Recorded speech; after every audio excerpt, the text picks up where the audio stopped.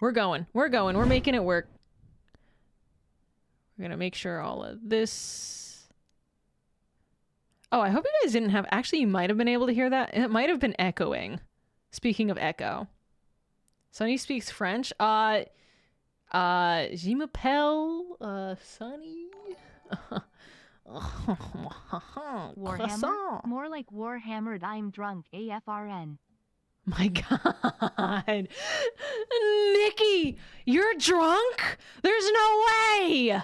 Nikki boy, League of Legends content creator and extraordinaire, good opinion boy is drunk? That never happens. Thank you so much for the 30 months. Oh my God. Thank you so much. Nico Marcus, thank you for the 25 months. Dang. Dang, he says. The Nikki boy. What a thing to come back to. I gotta change my title.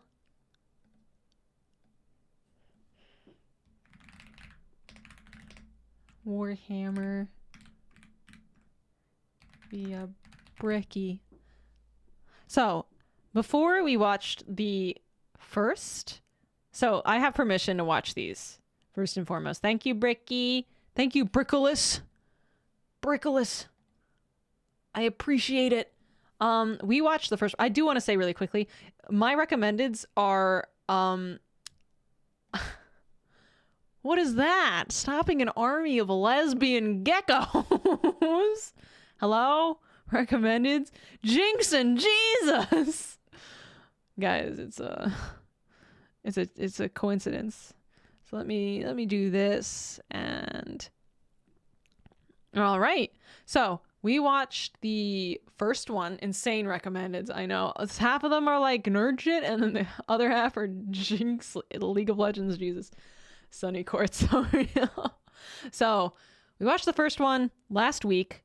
Really good. We watched about the human factions, and I don't think we heard about. There were a lot that he showed in the beginning that I took note of that we haven't been introduced because I'm assuming they're in here. Okay, they're not.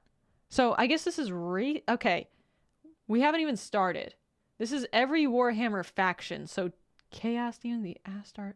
Okay. I'm gathering my information here.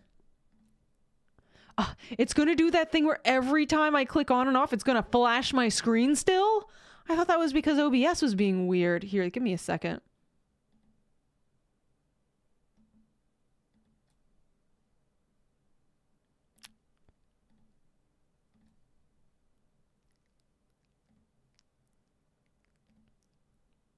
This is confusing right now because I'm fixing it. Because I refuse. Filters. Let's undo that. And then we'll do this. Okay. Oh, it won't flash. Okay, we fixed it. With the 25th frame. I think it's because my oh, I thought it was because my monitor had weird frame rate. I love seeing people learn about Warhammer. We've got a lot to do. Because I learned about the human factions, but there were, in the beginning, he had a whole bunch of factions that never got brought up again. I remember the Alpha Dog one. Clap, clap, clap. I did it. 40K is literally happens when a group of dudes obsessed with 1800s poetry and the history of Rome get told to make a sci-fi version of the fantasy set in the exact moment. Really? I mean, that makes sense. Guys, I mean, maybe... I'll do a Roman Empire walkthrough of all of everything I have accumulated. Thank you, Peachy Rose. I appreciate the 3 months in advance. You're the best. I appreciate that. So I have been reading and going through a textbook of the Roman Empire. It is very information dense. It's not something one can learn in like the course of like 2 or 3 months. It's more like a steady 1 year journey to get like a good idea, because it's so many the reason why people who are learning politics start with, you know, have a good understanding of the Roman Empire is because the Roman Empire has gone through almost every form of government. So there's a lot. And I like learning history, and I have political interest, which is why I like forms of government interest me, which is also why I like Star Wars. But then we also have, now this seems like kind of up my alley, I suppose, in that way. So, that Duke Luke, thank you so much for that prime. He has another video about Space Marine Legions. Does cover the fur wolf people.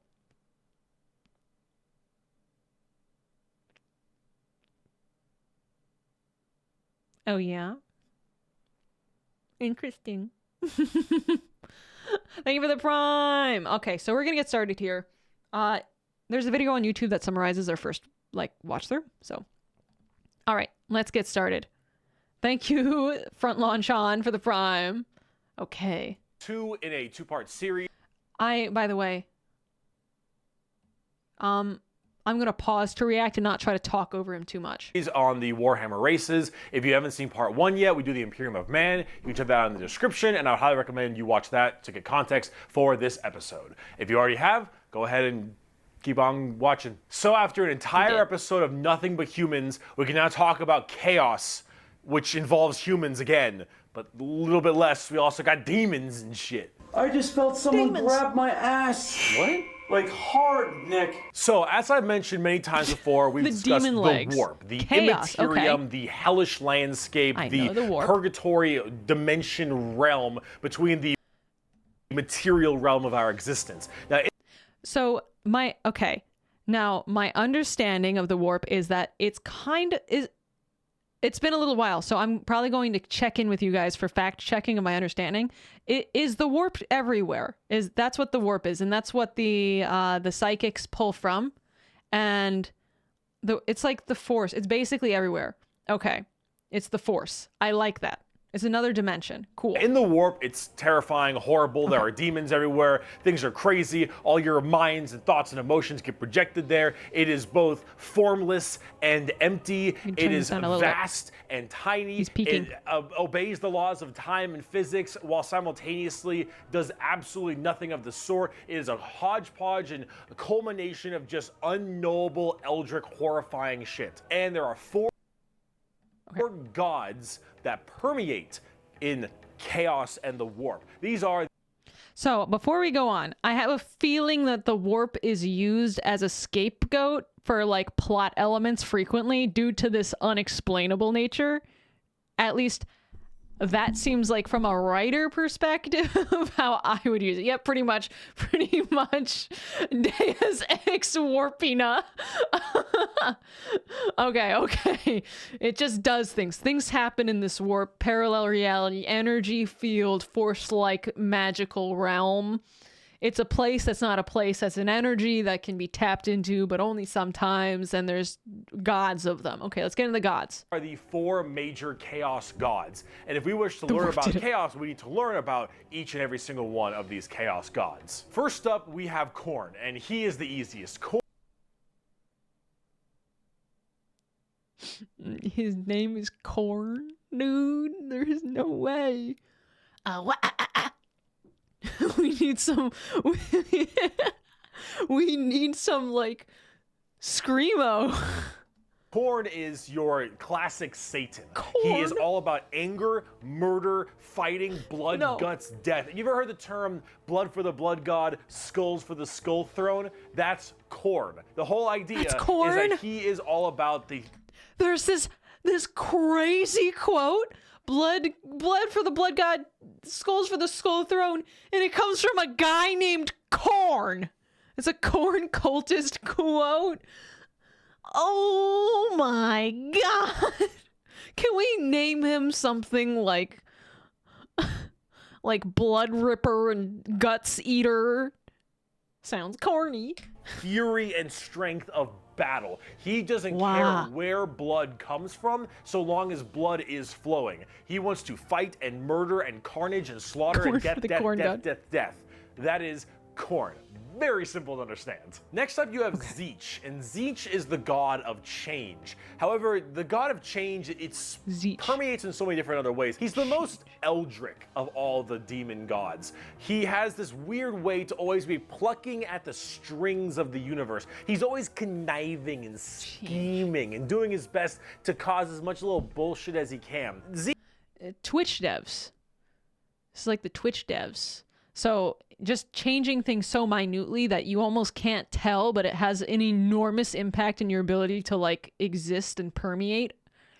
Way worse than Twitch devs. Okay, okay. Zeech is unknowable. Everything Corn that and makes Zeech. sense, he will and won't do. Every future and setting and every type of destiny or He's a crush fate mouth. is all foretold and also changeable. It is set in the stone teeth, while though. also completely random. He knows what everything is going to happen and also that none of it's going to happen. You would ask Zeech a question. And that question leads to 3 more questions. And those questions lead to the heat death of the universe, which asks Is my tongue 4 falling out? answers Sorry. to those It questions. does that. And then he thinks I to do this himself, and it goes what like, are questions even really? And are you even asking the questions, or are you simply giving paths to answers and other horse shit?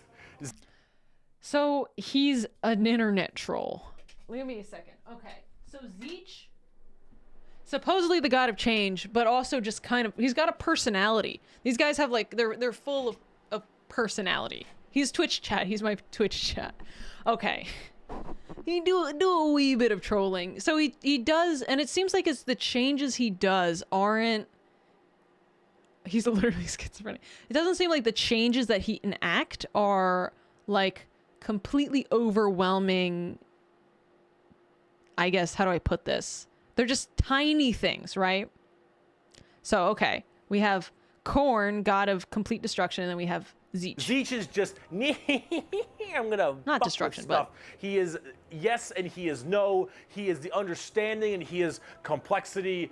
He is unknowable. And that's what the God of Change is about. Very bizarre. And he likes birds a lot. Unknowable. I don't know why. Next up we Okay. got Papa Birds. Nurgle. Papa Nurgle, he loves you for who you are. Probably not. He will murder you just the same. But Papa Nurgle is about rot, pestilence, death, and decay. He is the... What does pestilence mean? I know that I hear it a lot. Something, horsemen.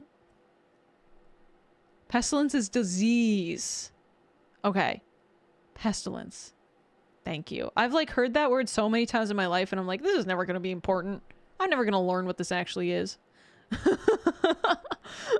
Okay, so he's like a rot god. End of everything. Him and Zeech do not like each other very much because where they Zeech fight. represents change and adjustment, Nurgle represents stagnation and death. He is all about miasma and pestilence and large Not paying attention, guys, it's bloat and real. pus and organs and people just being sedentary, sloth.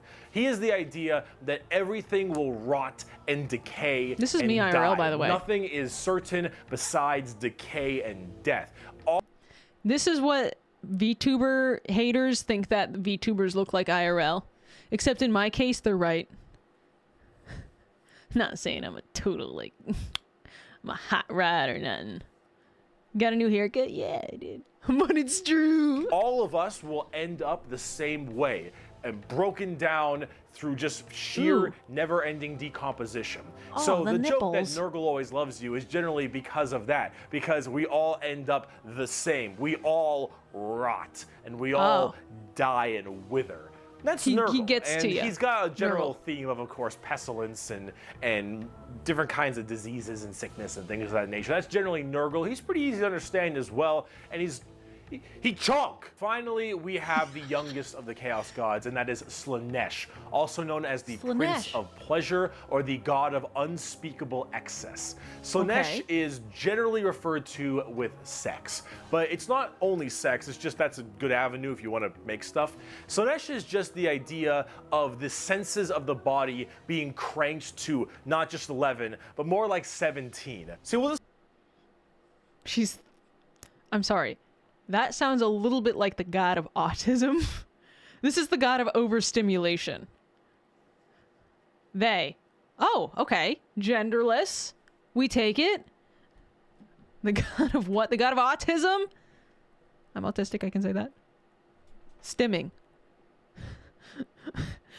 So, Slaanesh enters a party and makes everyone there suddenly aware of their clammy hands and the way their feet feel in their socks. Kind of? Is every gender no gender? All genders? Okay, but none. Is every theoretical gender and also could be none? Slaanesh, you will learn how Slaanesh works. Okay. We'll discuss Slaanesh a little bit more when we talk about the Eldar, because they done fucked up. But it, or whatever, is mainly about just the excess of emotions. And that's a therefore, lot of titties. sex is generally a large part of it. However, it's mostly pain and torture. Lots of pain, torture, but sometimes sexually related or drug related. Lots of drugs. Lots of drugs. Slaanesh gets off on everything. Extremes in happiness, extremes in sadness, extremes in pain and sadism and masochism. And of course, that goes along with the sex part of it as well. It's generally referred to with sex because of the color scheme, very purple, lots of exposed genitalia. A lot of their models have like exposed nipples and stuff. And that is generally the theme you go for from a physical side, but it really embodies everything. Mainly pain and also the excessive amounts of emotion. So when it comes down to it, you'll find a lot of them have things like spikes. This is or crazy. whips, I love this or character. any kind of BDSM style gear, because it is unspeakable excess, the prince of pleasure, everything in excess to the point where it is just sheer frightening. That is Slaanesh in a nutshell. A little bit bizarre and a little hard to describe sometimes, but as we talk more about the Dark Eldar later in this video, you'll understand it far, far better and far more than you'd want to. Now you might be thinking, why would anyone ever want to join Chaos? They all look horrifying, screwed up, and just frightening things, right? I'm sorry, so we have Khorne, we have Slaanesh, I can't remember the name of Pestilence, and then we have the Twitch troll. I already can't remember. Nurgle. Well, the thing is that, of course, one, your mind is put into the warp and the materium, so you can be easily swayed by chaos demons when you get into your head, especially if you're a psychic. Sometimes regiments of the less mentally strong people, whether they be civilians or, say, low-level guardsmen or conscripts, can be easily swayed by this and become chaos cultists and stuff, and they serve their dark gods and whatever god they personally refer. However, and this might seem strange, chaos in their own right isn't necessarily evil. See, the warp is every manifestation of emotion and being, every soul, everything of existence. This includes all the good things. All the different chaos gods have another side to their coin. Khorne might be death, murder, slaughter, but he's also got this weird sense of survival of the fittest, trial by combat, and honor. Khorne will never lie to you. Khorne will never stab you in the... Why is the alert box not working now? Because I set it to 200 bits only. I'm sorry. So we have to learn about the Chaos Gods having a good side is the fantasy side. The 4K writers have to push it back against the patrons of the people that wear skin faces are pure, in fact, pure evil. Okay. Khorne isn't about conniving and scheming. Khorne is about straight up mano e mano, you versus me, get in the ring, we're gonna murder each other hard right now. It may not be a good thing at the end of the day, but it is that other side of the coin. Him and Tzeentch generally don't get along because Tzeentch is that conniving schemer, but he's also about the idea of hope. My boy Where Khorne. there is change, there is change for your predicament. There is change for your problem. The hope of the galaxy, the ability to bend the world to your will, the idea that your fate is not set in stone, but in reality that you control your own destiny and can control it whenever you want. Okay, so these chaos demons are actually all the good and the bad in a lot of things. They're not just the bad. They're the good as well. They're all sides of the coin. So basically, if you were to kill one of these guys, like if you were to kill Tzeentch, you would never have change ever again. True neutral. They are chaos, as the name says. Right. Changer of ways. You wouldn't be able to kill him. Oh, because that's right. I hear a lot of things that die in this universe just go back to the void. Not the void. I just watched Arcane. to the void. Not the. Guys, help me out here. Warp! That is Tzeentch. And of course, Tzeentch and Nurgle hate each other because while Nurgle does represent stagnation, death, and decay, he also represents finality not physically and ending. The fact that you can be mentally mentally at peace, knowing that you Their will concept? end and how you. So basically, these are fake gods. Well, I mean, when I say fake gods, these are like, when you say they don't really exist, they're real. Oh, okay. I was like, are these just pagan gods that people have concept given life? But they actually do things and like you can see them? Or is this just like one of these things where we think they're there? They're in fact very real. Okay. They do influence the universe. Can you talk to them? I'm super curious. They're thought gods. They're a living, thinking concept. Okay. Oh, okay. So they're very... You don't. Gotcha. Just don't think about them and they're gone. I'm like, yeah, I mean, like... I was like wondering if this is a Zeus, Jupiter type deal. But it's not. They talk to you. Okay. Corn can kill a plant. Okay, so they actually do things. Will end. Fear of the unknown, fear of change is not present with Nurgle. With Nurgle, everything will rot and die, and that provides that finality, that ability that this is over. We are all the same, and we will all end the same. Time is the great equalizer. The meaning of life is to live and die and rot. And with that, it brings peace of mind. Slaanesh is a lot more simple. While they are the excess of emotion, they are also the representation of emotion. Slaanesh embodies happiness. Slaanesh embodies excitement and joy and pleasure. Not only in the sense of the physical, bam style of pleasure, but also everything else like food and drink and air on your cheek and sunlight, the feeling, emotion and feeling. All of that is also represented with Slaanesh. This is pretty good. So you have to ask, why are they always represented as super evil skulls and spikes on everything and want to murder everybody? I don't really got an answer for you on that one. My assumption is that because mentally humans may think worse thoughts even if we don't act on them, and therefore they're projected in the warp more. That one's a little bit weird. I don't know. This is me spitballing right now, but I don't know. You need a super bad guy. You already got the Imperium of Man. You need somebody to be a little bit worse than them. So you got demons. Honestly, who cares? I just want to buy like a bird magician. Look at him. So cool. So combining all this together, on the tabletop, Chaos Demons are generally very melee-based. They run in, go really hard. You have lots of summoning and conjuring, tons of spells. Generally a little bit frail, but they have special saves to make them a little bit stronger. You've got giant demons and smaller demons. You got hordes of little boys and tons of big guys. Demons are, as they seem, demons. So you have different types. Oh, wait, he's explaining it. Nurgle is slow. Khorne is super.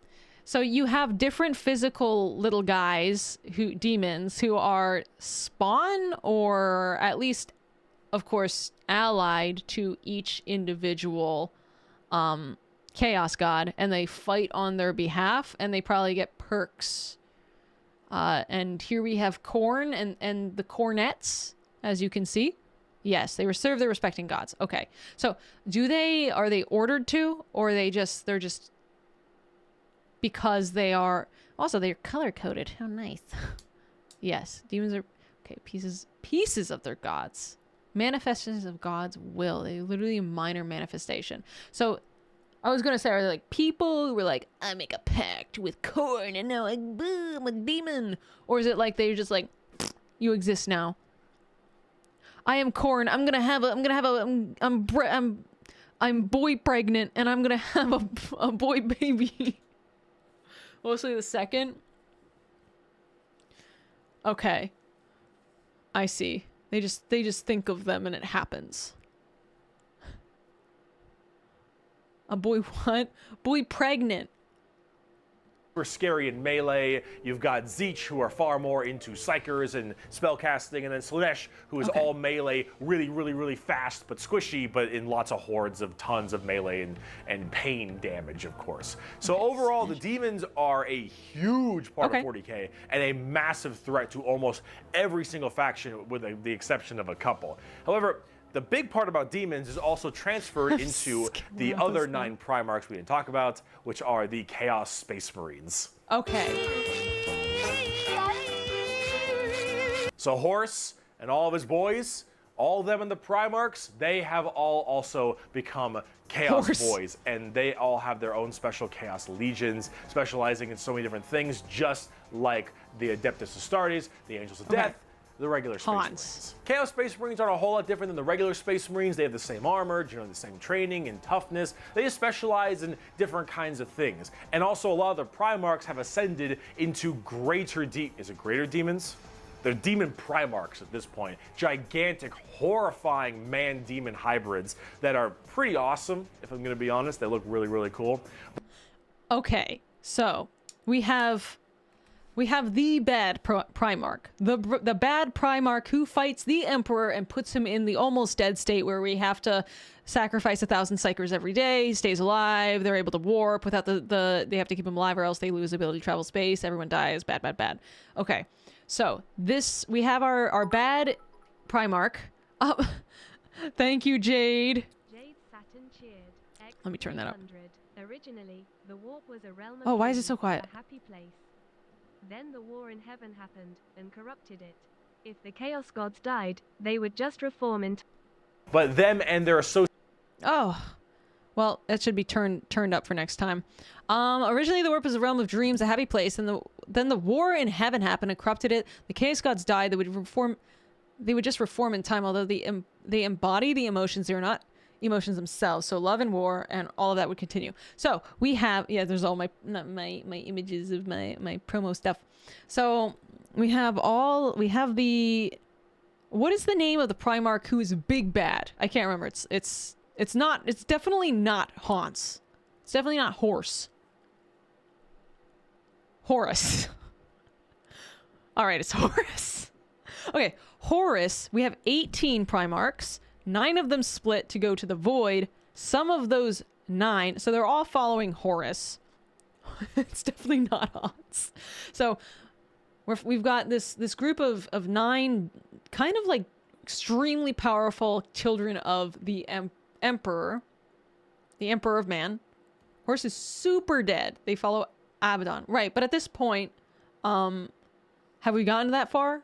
I guess. I guess... I know that Horus dies fighting the Emperor.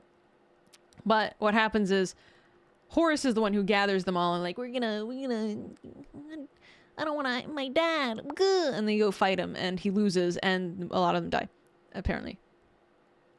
To understand more about the warp, watch the Warhammer 40,000 also by Bricky. Thank you, James. I appreciate it. Associated legions that they are a part of are all kind of going out there and causing a large ruckus for everyone else. Considering the raw strength and firepower of a legion of Space Marines, imagine that entire legion just converting to chaos and immediately fighting you. It's generally pretty horrifying. There's a lot of them, so I gotta write them down. But the chaos is a buff, I guess. Emperor's Children with Primarch Fulgrim, loyal to Slanesh. These people, they are some messed up people. They're just sensory overload. So, Bricky, this pause. I'm so sorry. No. So we have I'll just cover that up. Okay. Now I'm curious if each of the Primarchs, the bad Primarch, are if they're all loyal to a specific, are each and every one of them loyal to a specific Chaos God, or is this just the ones who became part demon? Tons of drugs, tons of torture, and I think Fulgrim is a demon Primarch right now, and oh god, I am terrified to see what that man looks like, at least on the tabletop, because the Emperor's Children are not good people. You got the Iron Warriors, which are kind of like opposite of the Imperial Fists, with Primarch Perturabo, I believe is his name. They're Chaos Undivided. They just kind of serve chaos in a general aspect instead of choosing one of the 4. But the Iron Warriors are big on the siege and fortification, and they're basically entirely against the Imperial Fists and are a major rival. Perturabo, I believe, is also still alive, and I'm also very interested to see what he looks like, because Demon Primarchs are badass. You've got the Night Lords with Primarch Conrad Kurz. Conrad Kurz is dead, which is good because he's a sick fuck. But the Night Lords are generally about terrorizing people and terrorism. They're generally about fear. Evil Batman? Rightly so. You've got the World Eaters with Primarch Angron, still a lot alive, of heads. Also excited to see. Angron.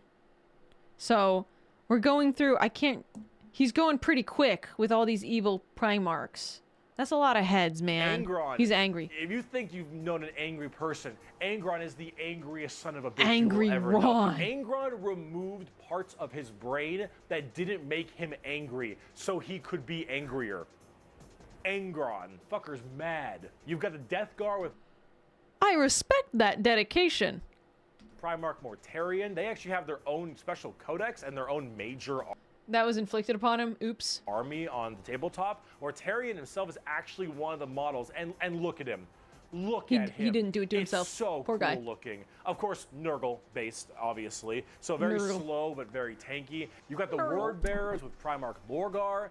Lorgar is, I believe, Okay. still alive. I don't know what's up with him Lorgar. at the current moment, but the Word Bearers are generally the people who caused all the That is a major crunchy problems image. in the beginning. At least I blame them for it. They're little assholes. You got the Black Legion with Primarch Horus. Get Horus. fucked, nerd. You've got the Alpha Legion with Primarch Alfarius Dead. Omegon. Chaos, I think. And then finally, you've got the Thousand Okay. Sons with Primarch Magnus the Nerd.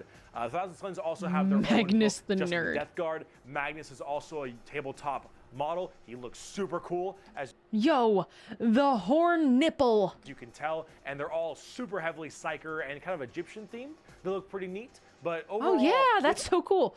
I didn't pick up on which Primarchs are dead and which ones are alive. I feel like he mentioned at least 3 dead ones. I got a good overview. There's no way just watching that section is going to help me memorize these. But I feel like my Legion... Papa is dead. Ah, that's so sad. So... So I think I asked this before. No, you can still make more because you have the stem cell seed thing. Alfarius is alive because we are all... Alfarius. Okay. I believe you. I believe you. I say patting your head and dragging you to the insane asylum. The gene seed. So Horus and Conrad are the only ones that I think are dead. Okay, alive. Peritivo, Angron, Magnus, Fulgrim, Alfarius, Omegon. Okay. Okay. Lorgar. See, these names are gonna, like, I just heard these. This is gonna take another watch. all of these Chaos Space Marine factions, you can play as a lot of different ones, but the main ones that you can really work at are standard Space Marines, Chaos Space Marines, as well as the Death Guard and Thousand Sons, as they are the most fleshed out, especially on the tabletop, at least. Oh, okay. Angelifd 640 cheered. X200. He has a video on all the Primarchs exclusively. That is what I need to go back. Thank you, Angel of Death. My problem is that, like, this is exactly what happened when I'm reading my textbook about the Roman Empire, is that if somebody just briefly is like, and Agathocles fortified Syracuse or Syracuse, depending on if you're British, and made it so that Rome could not enter in the Second Punic War. I'm like, all right, that's not enough information. Now I need to know. So this is, and then I go on a spree, and then I get done 1 page in a day. So I need to. This is supposed to be a broad overview. See this right here. Agathocles, the science man from Syracuse, I think it's like 220 BCE.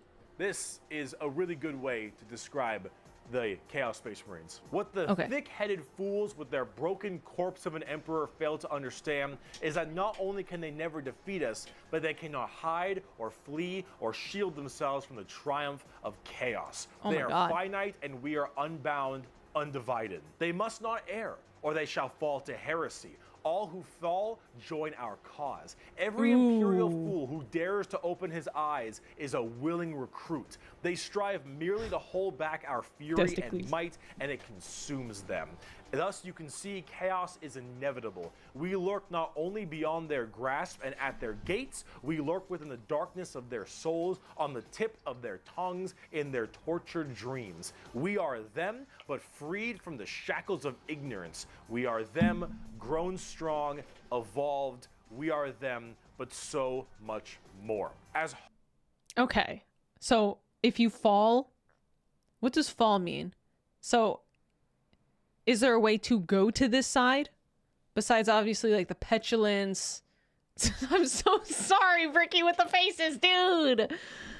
Dude! Fall to corruption. But okay. So you can't fall out of corruption. So I need to not the face. I'm sorry for oh, I give it okay. Okay, so I just have a few questions. What does it take to join the Chaos faction? Like, can I go, please, Corn, I would love to be a part of your angry little cult? You ask, that's it?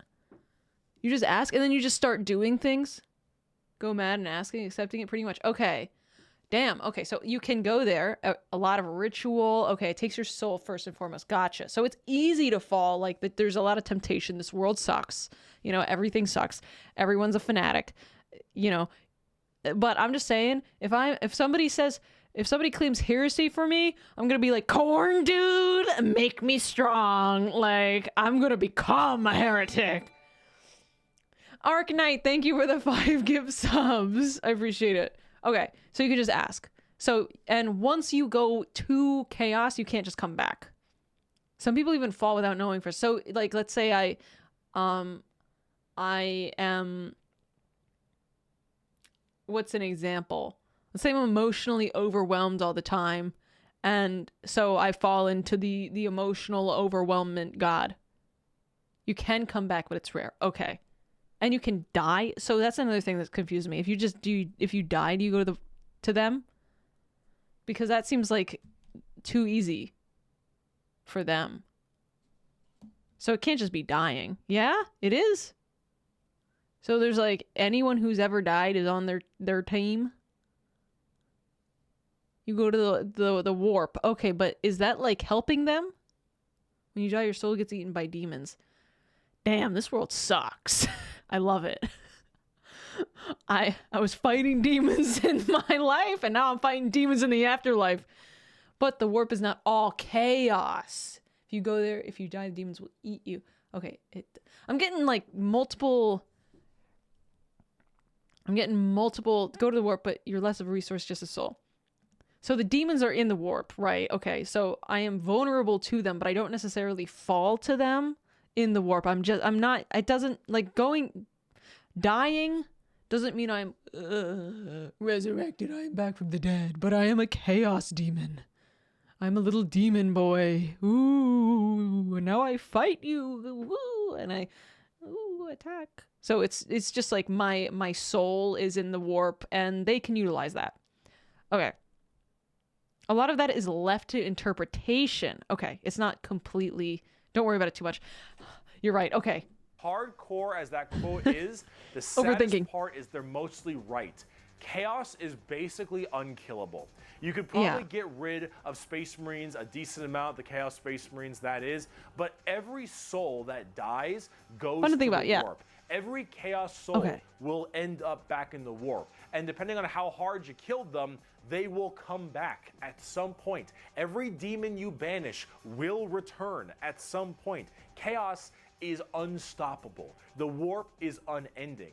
And while maybe there is at some point some way to stop them somehow, the resources to do so, the requirements to do so are so far beyond the reaches of man and the other races at the current moment that really it's just an unstoppable force that just keeps on coming.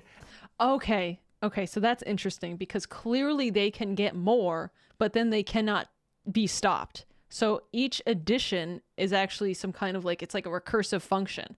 You know, it calls itself, it comes back. This is cool. So it's actually over time, you can only stave it off. But in fact, it's actually going to become more difficult. Recursive in coding means repeat it. It calls itself. It repeats. Repetitive.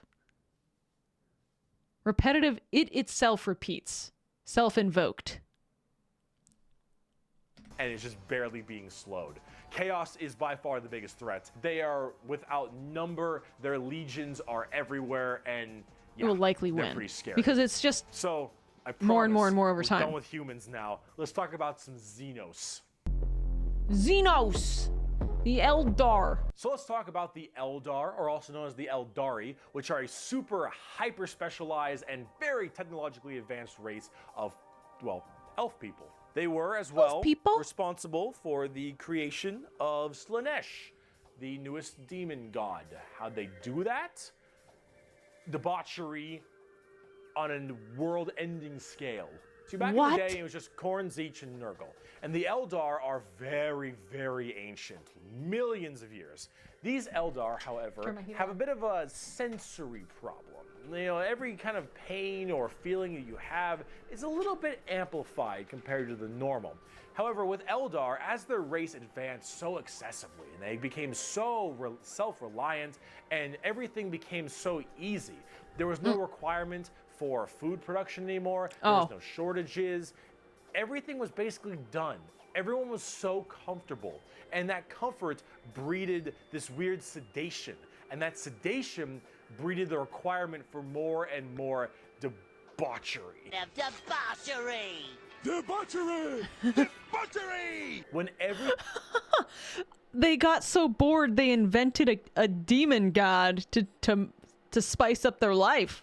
So that they keep doing drugs to feel more and more. Everything you have can be so easily acquired. You will end up down this road of pure debauchery. All of the senses the Eldar had that were so powerful, things like feeling, happiness, sadness, and just evil and good, all needed to be satisfied and satiated. And the desire to satiate these senses grew more and more with worse and worse debauchery. It started off with things like sex and drugs becoming so much more rampant. Oh my God. Because these are the first things you generally turn to when requirements for living are so easily accessible. It would get to the point that made Sander Cohen in BioShock What is this? All right, this is the kind of debauchery it led to. It was constantly weird, I've never played and BioShock. satiating these sexual and sadistic or masochistic fantasies that only elevated and elevated. And this was species-wide. People started going down darker, more depraved, and more violent paths as time went on. However, some people didn't entirely So they got take to like that. porn addictions and stuff? Some of the Eldar were looking at this depraved species that they had become and said, no thanks for me, dog, I'm good. And they bailed. These are the craft. Not inaccurate. They left on these giant continent-sized starships. They're addicted to anything that will make them feel. So it's obviously porn is not it. It's just like anything. Murder, sex addictions. Okay, they make porn like PG. No shot. Oh my God, they got like really depraved. Called craft worlds. They believed in learning the old ways of the Eldar and pushing away from this depravity and debauchery. Give me a second. I need to go back. Giant continent-sized starships called craft worlds. They believed in learning the old ways of the Eldar and pushing away from this depravity and debauchery and going back to their main roots. And so they would segment themselves on these giant craft worlds far in the outer reaches of space. They even had this thing called the Webway. Remember what we mentioned about warp travel with the Imperium? Well, the Eldar had something way safer called a Webway. And the Eldar Webway is actually like a pocket dimension kind of thing. And in that pocket dimension, there were also more horrible, depraved groups and clans that would spend their time in there. And if you imagine the debauchery was bad already, these were debauchery X10. So okay, so Eldars, their life's too good. They end up they create so the Eldars are having kind of communicate, like they're having difficulties because their lives are too good. Wow. And another funny pause. I'm so sorry. It's impossible to pause on any expression. The Webway is the most interesting thing. It's a pocket dimension. You go through it, but you have to actually go through the dimension itself. So, and you get, and I'm sure these people who are traveling through the Webway on these huge continent shifts are reinforcing, we have to stick to the old way. We all have to stick to the old way when they see these extra depraved people. All of this continued, and it bloated until Slaanesh just burst forth. All that emotion, all that mental, thought processes, I suppose. The warp was Gregor Nat and made a Slaanesh out of their excess. All of this in such a condensed space. Don't forget, this is all being shot, all their souls as well, into the warp. Oh my god. All of this depravity right into the warp. So Wow. what happened? Boom. Slaanesh was birthed and killed off 90% of the entire Eldar population. Untold trillions had their souls ripped from their bodies and their actual fleshy bodies devoured by Slaanesh demons. Okay. So our thoughts not just our actions, but the thoughts themselves affect the warp. So obviously these people are acting on their thoughts, but the thought itself, having an intrusive thought, can actually affect the warp, which is crazy because, like, bitch, I can't control that shit. Maybe your thoughts. I'm a good boy. So, okay. So we're currently the warp affected by thoughts. These thoughts of depravity eventually Slaanesh into existence, and she killed 90%. So now I'm curious if the continent world ship people, or if the web people in the pocket dimension, like which ones got the most wiped out, if there was any Slaanesh. But I'm wondering if there's any that had particularly high... Okay. The entirety of the Eldar race was eaten alive and their souls consumed to the Prince of Pleasure. All of them got fucked up. It was so bad that it literally ripped a warp hole into the fabric of the materium called the Eye of Terror. That's literally this like quasi-horrifying gateway portal from the materium and the immaterium right next to Cadia. No! And it is horrifying. Cadia! So this Slaanesh, also known as She Who Thirsts by the Eldar, slaughtered the entire population except for a couple. Those in the craft worlds were actually not affected by this, as they were so far in the reaches of the galaxy. That crazy crack, that birth of Slaanesh, only affected the ones in the center. So these craft world Eldar were able to escape. Cadia stands. Slaanesh. Cadia may not stand. I'm so sorry. I'm so hyped. These continent ships are so cool. Got their sights on them. Every time an Eldar will die, their soul doesn't just pass into the warp naturally. It goes straight to Slaanesh, craft world or not. What about those people in the webway? Well, imagine that giant birth happening, but they were only able to just barely get a grasp onto you. Slaanesh was just barely able to hold on. These people are the Dark Eldar, or also known as the Drukhari. The Eldar population right now is so massively small. It is minuscule compared to any of the other most of the other populations in the universe. The Eldar are consistently having issues trying to get their population up, because as their souls are constantly being hungered by from Slaanesh, they realize their entire species is doomed, and they understand it very well. Since the time of the fall, our race has been haunted by what we, in our reckless pursuit of hedonistic indulgence, gave birth to. Though our dreams once overturned worlds and quenched suns, we are now but fitful shadows clinging to the edge of existence. All the stars in the sky cannot blot out the hateful glare of the red moon's eye. The birthing place of the great enemy pulses with all the malice of a demon that is dreaming, casting its shadow over all we have ever done and all we ever shall. Every twisted strand of fate and casting of the runes leads me to this time, to this place, and it is clear that the final battle awaits me in the ancient Crone worlds. A conflict the likes of which has not been seen since the Monkai warred amongst themselves and their corpse of a seer fell to his traitorous son, is coming, and all my steps lead towards it, no matter that I walk other paths. I see the stars stained red with the blood of the Monkai, and though their wars do not concern me, I would gladly let them destroy one another. I know that to avoid this fight is to condemn my race to inevitable doom, and though all I see is darkness, I know that I will not flinch from my destiny. Holy shit. Yo, Salty, thank you so much for the prime. So, and I just want to say that basically, these elf people are so doomer that they won't fuck. They're like, what's the point? My kids are gonna Slanesh is going to eat us.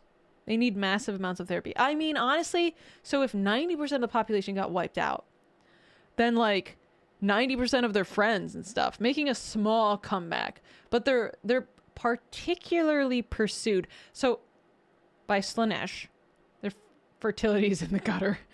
That'll do it. But so we have this issue of they're making a comeback, but they're constantly pursued. And I'm wondering, so in Craft World, were they they were trying to go back to the old ways of like not being hedonistic, maybe trying new things and doing technology, maybe something, getting hobbies that aren't like degen. So are these people still just as pursued and sought after as the regular, I'm sorry, Eldar? What was their name was? A comeback. They used to. It's real. All species, even the newborns. Slanesh wants them all. Oh my god. Even the ones who weren't necessarily responsible. Eldar. Thank you. Eldar. Or Eldari. Guys, should I get a glass of wine? I have work tomorrow. One glass of wine wouldn't hurt, right? Smile. Yes? Okay. Say less. That will make it so... This will make it even better. It's already good. I'll be right back.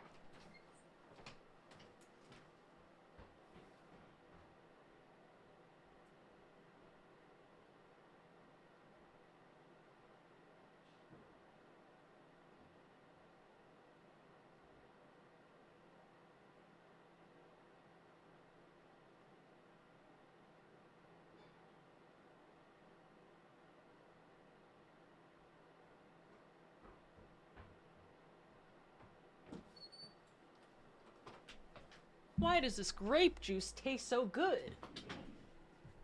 I ask. All right. She's falling to Slanesh, guys. Slanesh will never get me. She's born like 40,000 years from now, right? Wait. She's back. Guys, your object impermanence. And now let's talk about cute plastic models. Bro, I'm straight up not having a good time. The first playable race we have for the Eldar are the Craft World Eldar and living in those Craft World starships I mentioned earlier. And each of them have their own kind of Craft World, almost like a Space Marine Legion. Each Craft World is in itself its own special kind of group. And the Eldar themselves are very fast and rely a lot on trickery. They are squishy, a bit weak, but they're very in tune as psychers. Tons of psychers across the entire Eldar population. Okay, mage. And their weaponry and abilities are fast and extremely hard hitting, but of course rather fragile. Understanding an Eldar's brain is an exercise in futility. They are all over the place in confusion and trickery on a whole galactic scale. They fight weird, they think weirder, and Eldar in their own right really rely on this to keep their species alive. They need to think about deception and the strangeness of what they do if they truly want to not be immediately murdered and slaughtered wholesale thanks to their entirely small population. However, I must say that it's... So does their way of thinking actually impact your playstyle? Sound is off? No, it's not. Unless it is. Seems like their population is getting slightly better. These craft worlds hold millions upon millions of people. Isn't. And You as got they me. continually, You bitch. reproduce and have their craft worlds expand, losing a few people in battle, while hurts a lot, they aren't really losing what's extremely precious to them. It's not like every single death means the death of their species. It seems like they're kind of on the upturn a little bit. It's out They're of still sync? a doomed race being sucked into Slanesh every time someone dies, but they are You're so full of shit. definitely You got me doing a little twice. bit better than they were You before. fuck. Eldar are fast, cunning, and what they don't make getting up for so- in I'm getting punked tankiness, they so make hard. up for in extremely advanced weaponry. They also call humans Monkai, which is something I mentioned earlier. That is a derogatory. This is similar to how the Greeks call the Carthaginians and the Tyrians Phoenicians. The Phoenicians are just Carthaginians in that area. They have their own name for it, even though that is not what they called themselves. Tori Tangents, thank you so much for the raid. How are you doing, Tori? Guys from Africa? Yes. Carthage, Tyre.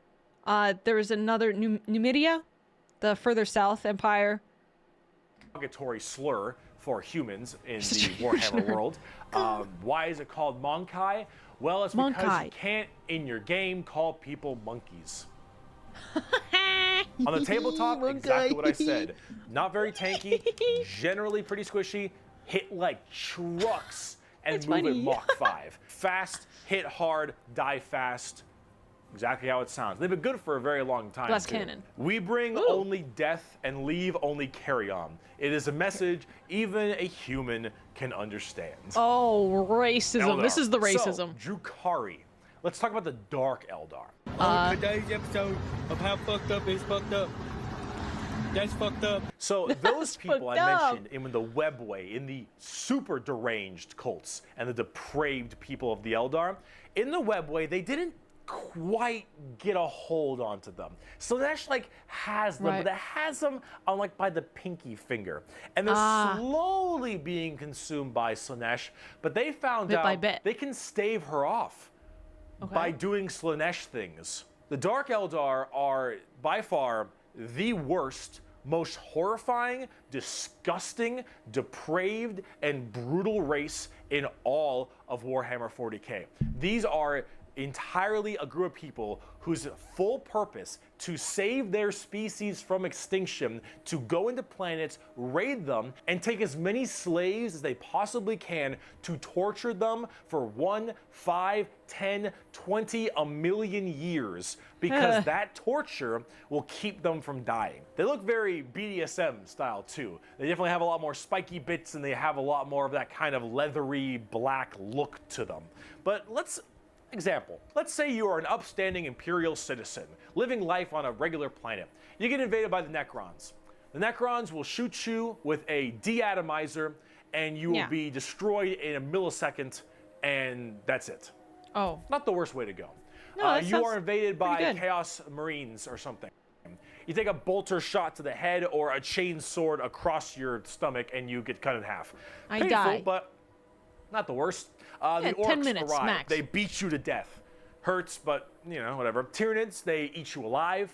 It's pretty rough. The Dark Eldar. Oh, that's pretty bad. The Dark Eldar.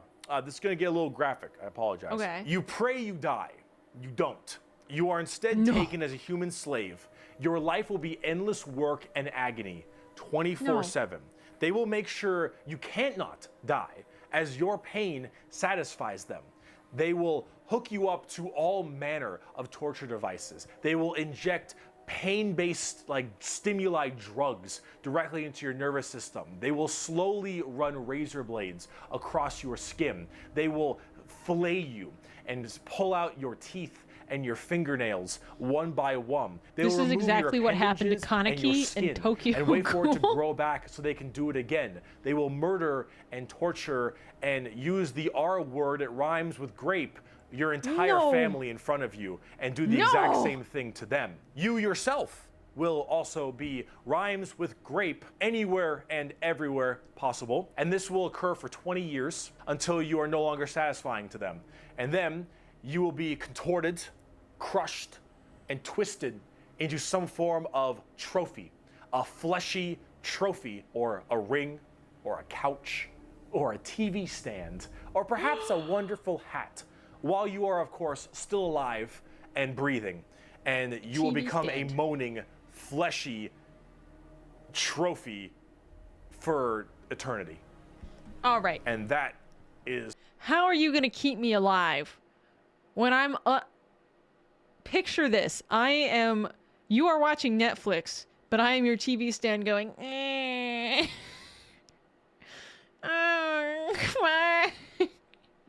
there's no way. They're very good at that. Eldar tech. What? They turned me into a sofa? They like it? This is like...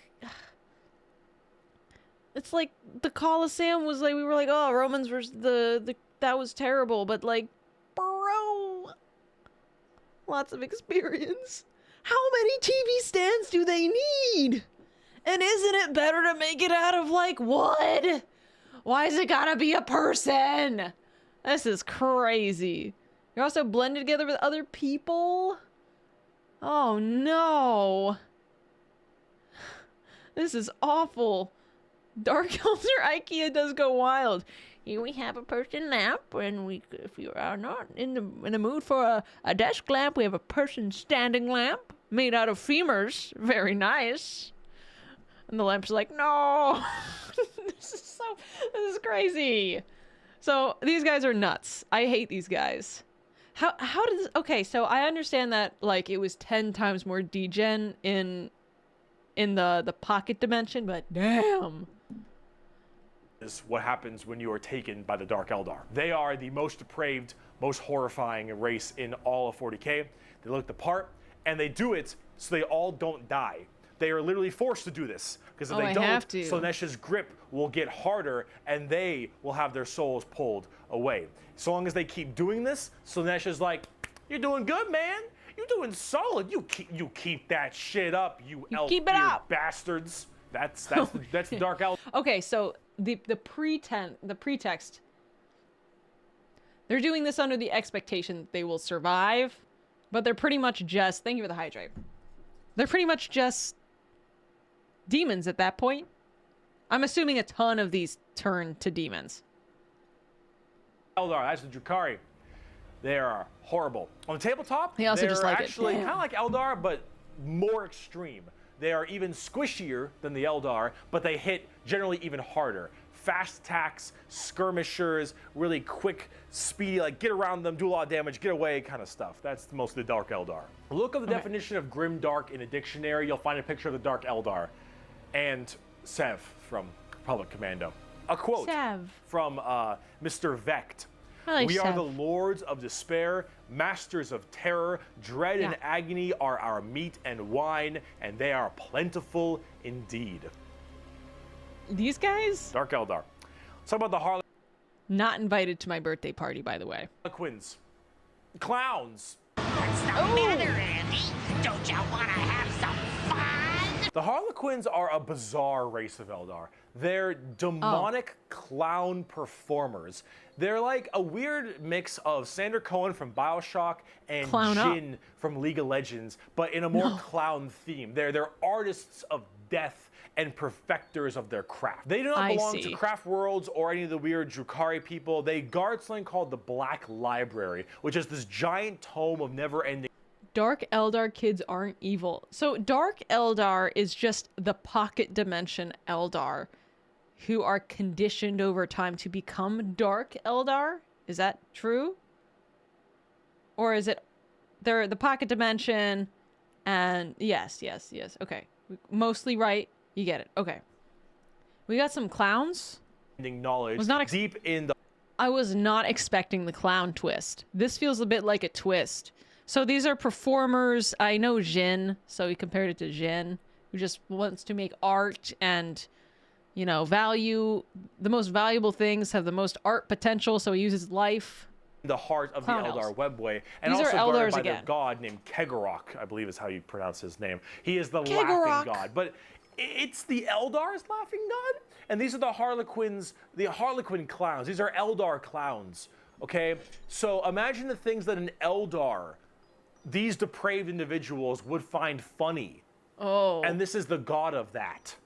Oh. It's a horror clown. These are gods of horror for us normal people. For them, they're like, oh, it's so funny. They're all dying horribly. Honk, honk. They're very bizarre and difficult to describe. He's entertained. They've escaped the ruinous powers of Slaanesh somehow, but their main thing is guarding that Black Library, and the Harlequins just... Okay. But somehow is not enough to explain the escape of this mortal enemy of a complete race causing near extinction. Is it this god that protects them? The whole conflict for the other ones So it's this god. It's this clown god that is competing with a chaos god. Kegorok. Kegorok. やー、シニョン。あ、久しぶりですね。元気最近はね。聞いてくれてありがとう。私は今の自分の実を言うとこれは私の友達の動画ですけど、人気のゲームとゲームのなんという話についての動画ですけど、少しずつ見て反応して見て反応してそういうことを繰り返してWarhammer 40K というゲームです。知ってますか？アメリカには人気、海外人気海外には人気ね。わかるか？ So he pranks, sorry, a Japanese viewer came in. I wanted to catch them up. Cream pies for the cream god. I can just make any god. I can make any god, apparently. So, わからない。ごめん。じゃあ、調べてみて。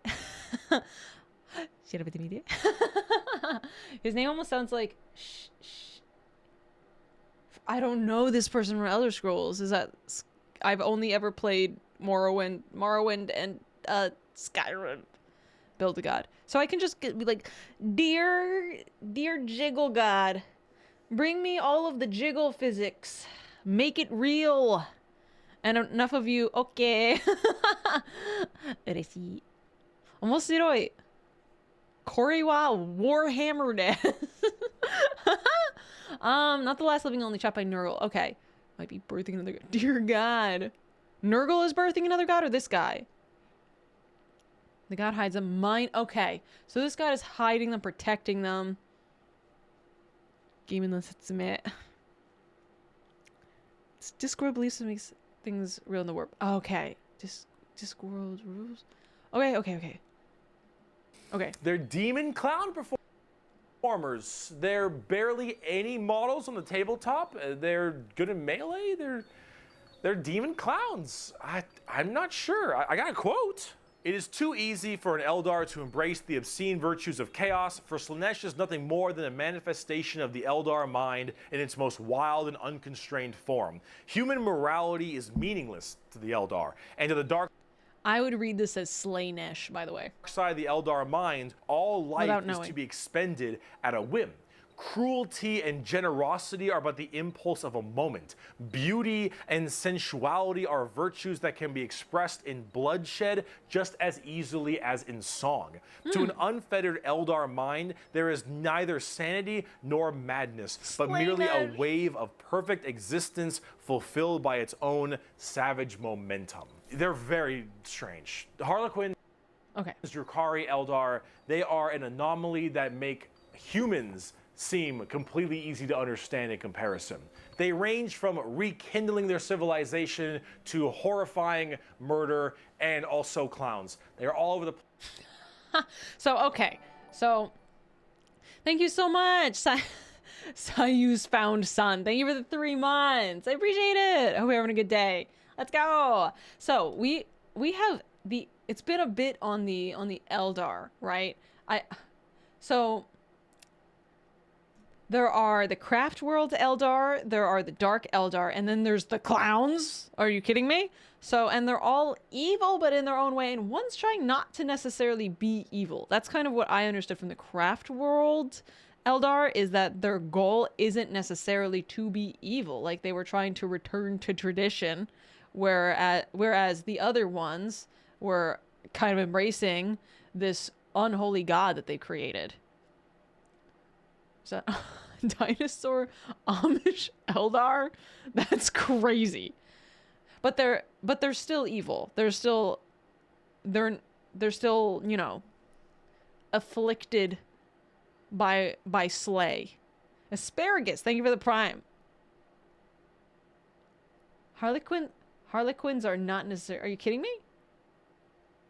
Look me in the eye and tell me this shit's not evil. This is evil. Their god is of the joy that the frickin' Eldars have, is Eldar joy, which is of complete insanity. Wood. Shinobi. Squid Girls ban Shinobi. Filthy Xenos. When I hear Xeno, I think Xenophanes. One of two. There are two of them, I believe. Philosophers of the Greek kind. Bricky doesn't talk about Exodites, which are space wood elves. Are those good guys? Yeah, because, okay, we're not, this isn't necessarily bad, like, this is just factions and we're in the non-human section. So I think I'm kind of trying to figure out the alignment. So now we're in the so this is either tyranids or tyranids. Following me, Ma. They're following me. It's Motarakan. The bugs. She don't look like this. The tyranids. Now, you want to talk something a lot more fun, a little more simple than all this crazy Eldar shenanigans? Let's talk the tyranids. They're bugs. Do they look like Zerg? Hell yeah, they look like Zerg. You want to know why they look like Zerg? Because they were actually supposed to be what Zerg were. Apparently StarCraft was supposed to be a 40k game in the beginning, hence why they look so much like Eldar. There's no fucking way StarCraft was supposed to be a 40k game. Do they have the same maker? Oh my god! Zergling the nerd. Oh my god, wait! They don't? It what? That's crazy! Oh my god! The deal fell through! What do you mean the deal fell through? They clearly made like they still have the names. How close was it being? Tried to get the license. Oh my god. Couldn't get the rights. How far did they get before they could StarCraft and Warcraft? Oh my god. Oh my god. This is blowing my mind. The deep lore. Perhaps it's a Warhammer fantasy. Let's go. How do they fumble this? By the way, since we're on the topic of bugs, let me move this over here. Actually, I want to show you something. Let me, since I'm doing display capture, let me be safe. Do you guys Silksong? Not to talk about Silksong every single stream. Not to talk about Silksong every stream, but we're going to do it really quickly. Save, yes. I want to show you guys, we can go back to this. We can show again. Display capture. Let me go all the way up here. Look, I made a Silksong OC. Bug. I made a little Silksong OC. There, I caped spider. God, I want that game to come out. I love bugs so much. So if you want an amazing game to play, you have to play Hollow Knight. I mean, it's one of my favorite games of all time. I can't wait for Silksong. It's going to happen. The dual nails, a dual wielder, and I like the idea that she can grab it with any of her legs. Did you hear they're pushing Silksong back to 2026? Jade Saturn cheers. X300. Blizzard had the right. No! But Games Workshop wouldn't let them do all the things they wanted to, so Blizzard decided to make their own game. Also, fun fact, the words the words Space Marine are copyrighted by Games Workshop. Good for them. Protect your IP, get your bag. Space Marine is pretty specific. Anyway, back to this. Eldar, Zerg, and the Imperium I like of Man. Silksong. Like, kind of Space Marine-y. Those Marines, huh? They look a little bit Space Marine-y to me. They Maybe. do. I don't know. You really fucked up on that one, Games Workshop, didn't ya? Tyranids are a giant infestation of unfathomable proportions. Tyranids. These are giant, extremely bio-advanced hive mind organisms. X200. If I had a nickel for every Sunny Warhammer stream that Silksong was mentioned, I would have 2 nickels, which isn't a lot, but weird it happened twice. I like Silksong. That are basically all about absorbing as much biomass as they possibly can to evolve and mutate to be extremely potent and powerful and kill and eat anything in their path. They are probably the least evil faction in all of 40k because all they want to do is eat shit. They want to nom nom the entire galaxy. They hangry and we food. Also, this Tyranid hive mind endless has a hunger. presence I've seen in this the before. warp. In fact, Tyranids in their own right right, have Eldar a emotes, massive cute. presence in the warp. They have a thing called the shadow in the warp specifically, where when they are coming in to invade a planet, they have this weird ability to kind of cut off the warp on all the psychers on that planet. And how do you get help across the stars? Well, you need the warp, because you need that for interstellar travel. So with people unable to call for help from the Tyranids, these are just easy pickings. And an entire giant Tyranid hive fleet comes out of orbit and just will massacre, absorbing all that biomass and turning them and all of their other Tyranids into even more advanced monsters. They come in so many varieties too, all in base. Okay. So much to go over there. So, as they eat, they actually individually advance, is my understanding. By the way, fun fact, the theory of evolution that supported the concept of being able to evolve as you live is called Lamarckism, and we used to believe that over Darwinism. Collectively. Interesting. Very cool. So like Lamarckism said, like if you were a giraffe and you stretched your neck enough, your neck would become longer, and then your child would inherit your slightly longer neck. And it believed that if you studied hard as a human, you could pass on a slightly better brain to your child. So we genuinely, this is like Lamarckism in this game versus Darwinism. That's what Lamarck is famous for.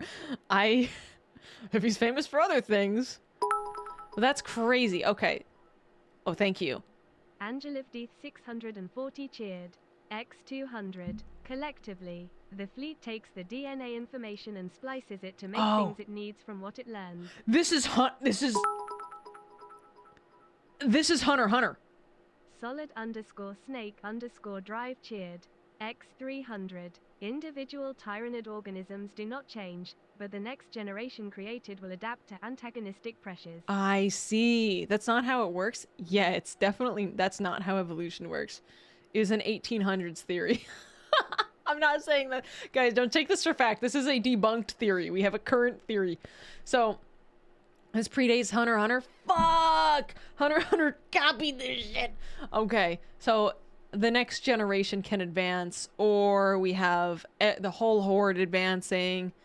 Use a chem weapon on them. They create tyranids to immune to them. So adapting of survival, mass consuming of biomatter.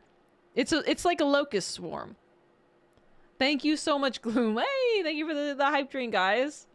Yippee! The horde advances. Based on what is important. Tiny little ripper swarms for scouting and having little dudes eat people up, to the Hormigons, Termagants, and Genestealers, all the way to the Hive Guard and the Exocrines and the Swarm Lord, to Hive Tyrants and their giant bat. X200. Example for the Tyranids. If you kill a lot of Tyranids with explosive rounds, they evolve carapaces that allow them to better resist explosions. If you kill them with flamethrowers. So they adapt like generation to generation. Battle fleets, Super and even fast. something as crazy as the Hierophant Bio-Titan. The Tyranids come in all forms and sizes depending on what they require. They are extremely good at anti-biological weaponry. There is no way you could plague them or blight them. They have extremely strong armor, carapaces and such. Tyranids are nigh perfect organisms and are pretty spooky when it comes down to how they handle all of their genetic. Is that a bug with giant claws and then hands holding swords? Material. Keep feeding them, they'll keep evolving. They keep on creating new horrifying organisms to spread across the galaxy. And you know what the most terrifying part of the Tyranids is? We might be surrounded. There have been like around 6 or 7 Tyranid hive. 40k connection is a misremembered myth. It was Warcraft and regular Warhammer, but the deal fell through. Though even that might just be a rumor. There is nothing to support it with Warcraft and no reason for Blizzard to go after an IP after having success with the original IP. Interesting. Thank you for the bits. I did not know. So there's debate that it might have been, but we don't really know for certain. Oh my gosh. Thank you so much, Evil Crush, for the bits. Imagine if Borg became cockroaches. Imagine. That's a lot of cockroaches. I hate it. So we might be surrounded. Let me go back a little bit. Evolving. They keep on creating new horrifying organisms to spread across the galaxy. And you want to know what the most terrifying part of the tyranids is? We might be surrounded. There have been like around 6 or 7 Tyranid hive fleets. Behemoth, Kronos, all these different kinds of hive fleets. And they've all arrived in the galaxy from different points. Different sections of the Milky Way galaxy have had different Tyranids come through. Oh, fuck. And that is horrifying. Because as far as we know, we could just be surrounded on all sides by Tyranids. The only reason you may not hear a whole... And the fact that they're coming from all angles means that if we are truly surrounded, it means they are like the apex predator, which means we're fucked, right? There's also long-standing thing that the Tyranids are also running from something. Ooh, I like that. A lot about Tyranids is because it's a little bit hard to have a bunch of story off of one hive mind genocidal monsters. All these giant bugs swarming in, killing and eating everybody and evolving. Oh, I mean, as cool as there are, there's some cool characters, the Swarm Lord, Old One-Eye. You can't really have a whole bunch of major character-based stories around them. As awesome as they are, they're simple. They want to eat you. They're bugs. They want to eat you and absorb your biomass. They are simple bugs. If you want something a little more complex, talk Genestealer cults. I can have all the pot I want, I get around faster than walking, and wherever I need a seat, I can just sit on my balls. Baron Manfred Dudes is that on audio Bondi cut? cheered. X200. There was a story of a world where the Tyranids fought the Death Guard, the Nurgle Space Marines, and they fought bioacids and toxins versus demonic diseases and entropic decay. It turned everything in the world into soup, so the virulent that only needs to taste it would bombard the oblivion by its bros. What? That's crazy. Thank you, Baron, for the Baron Manfred Dudson von Guy. I appreciate that. So the bugs are simple evolutionary, and then we have Genestealers. Genestealer cults are a special brand of Tyranid that can slowly... Favorite faction so far? So far, none of the non-human factions are fascinating to me. I mean, obviously, there's the female-only faction of the sisters, and Sisters of Battle might be kind of where I'm leaning. Infect themselves into different kinds of society, and by infecting them, they can rise up to where they all pray and believe in these regular humans. Pray and believe into their Tyranid hive mind gods.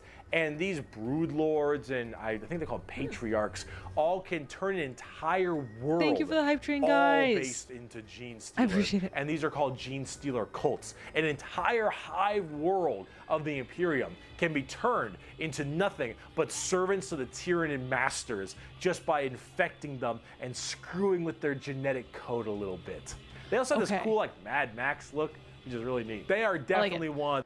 Wait, so it's almost like an infection, like a DNA infection to make like a hive mind? The bigger threats, the Imperium, besides Chaos. I keep saying biggest threat, the Imperium. They're up there though, because you, dingus, stepped on a bug in middle school. Asshole. There is a cancer eating at the Imperium. With each decade, it advances deeper, leaving drained, dead worlds in its wake. This horror, this abomination, has thought and purpose that functions on an unimaginable galactic scale. And all we can do is to try to stop the swarms of bioengineered monsters it unleashes upon us by instinct. We have given the horror a name to salvage our fears. We call it the Tyranid race. But if it is aware of us, it must know us as nothing but prey. Tyranids, they're cool. But are they as cool as the orks? Every screen's gone red! That means I'm super fast! Orks. Meat's back on the menu, boys. Orks. I fucking love orks. Guys! The chat! DA best. Orks! So, yes, the green monsters, the green tide, the green skins. Our green boys. These orks, they are in fact a race in 40K. The orks are as exactly what you expect them. They have archaic weapons, they're big. X200. There's a book called The Devastation of Baal. Let's see. Space Marines versus Tyranids. Adaptation happens in minutes mid-battle and multiple times.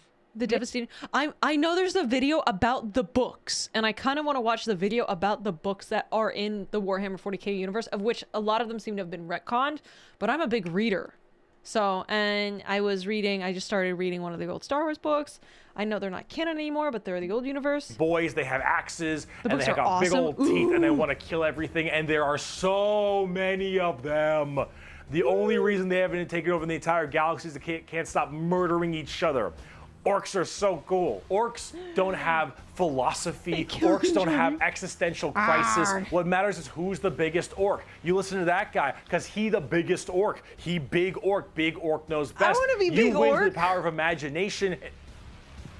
Of all the races I have battled throughout the galaxy, the orc is the hardest to comprehend. They wage war with machines that should not work, care little for strategic gains, and are just as likely to slaughter each other as the enemy. How does one battle an enemy that defies all logic? As an orc, you're enjoying life. They can't read your thought. You're enjoying the life you're given. Your whole life and job and purpose is to get up and beat each other to death because you can. The biggest orc is the man who understands everything. He is the boss. And orcs have this really weird, like, big, dumb, stereotype British accent, which is just hilarious to me. Those are orcs. You fight. You like to fight. So, question. How do these guys survive? This is nuts. There's all of this planning and plotting in order to survive this universe that is in such political chaos. X200. If you want to see something, there is a video called Hellsrake. It's a fan-made animated version of a Warhammer 40k book covering a battle between space marines and orcs. Well, I know I think there's dozens of books because they're the biggest. They're fungus. They spread like spores. They just keep going. Wait, so these guys do be fucking? Like they just, like there must be trillions of them because otherwise they would just disappear. Macagish cheered. You need a brain to survive this, right? Over 400? Also, they're artificially engineered by the old ones to be the perfect warriors. They reproduce asexually? Hey, thank you so much for the bits, Matt. Micah Gish, I appreciate you. I say your name wrong every time. They're British hooligans. Oh, there's just in 30k. Okay, there has to be like the pipeline of books to read, and there has to be the offshoots, right? So they reproduce asexually, so they can just produce by, and I'm assuming like fungal, like you have the spores. It must just be thousands of spores per orc, making them kind of like infinitely reproductive, because in order to not need brains in this universe, you must need numbers. They must be the numbers people. Get the chart. Suni, thank you so much for the prime. Is to fight. You wage hey, war because you want to wage. You back, even though school has prevented me from watching. Oh, I'm sorry about school. I hope you guys get a break. It's hard. Fight. You like to fight. Your whole purpose is to fight. Oh God, James 200 bits wasn't enough. X200. Orcs don't stop growing. They grows bigger the more they fight. What? Bigger the orcs equals more veteran, and scary equals greater than becomes boss. Oh my God, big orc. You wage war because you want to wage war. You got your boss over there, and you better listen to the boss, because if you don't listen to the boss will squish you and make you an example for the other orcs, and then you can't fight because orc dead. And orc dead can't fight because orc dead. Orcs. They scrap together machines out of parts that don't make any sense, and because they believe, they have the mental imagination that machine will run, it'll run. If that machine's out of gas, you're driving that machine with your fellow orcs, and the biggest orc is behind the wheel, and you run out of gas, some orc behind you is like, oh, Zog, we're out of gas. And the big orc is like, no, we're not. I filled the fucking gas tank up earlier. And all the other orcs are like, oh yeah, you did do that. And then you turn the fucking mech back on and it works again. There's no fucking way they believe it into existing. This guy made gas out of gaslighting. What? Groupthink. Orcs make thing from think. They're gods. They just materialized stuff from believing it. Guys, I see nothing closer to God. At the point where I believe and it is and I think and it becomes? Materialize what? Gas? Materialize what? Does it stop at? Orcs is the best is not the response to this. How does this not break the universe? Guys, everything up to this point was so serious. Angela D. Oh, it has to be the cheered. passive thought of X200. belief. It has to be a passive thought of belief. They can't force it to happen.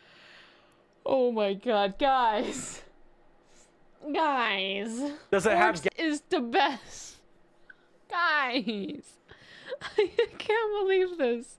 Horses just repairing the ship and another group of orcs told them that it was broken. Oh, they could reverse it. Cheered. Okay. X200. Unless someone shows them otherwise, orcs can breath in the vacuum of space with no suit because they don't know they shouldn't be able to. That doesn't make any... Do they have a god? There has to be a god.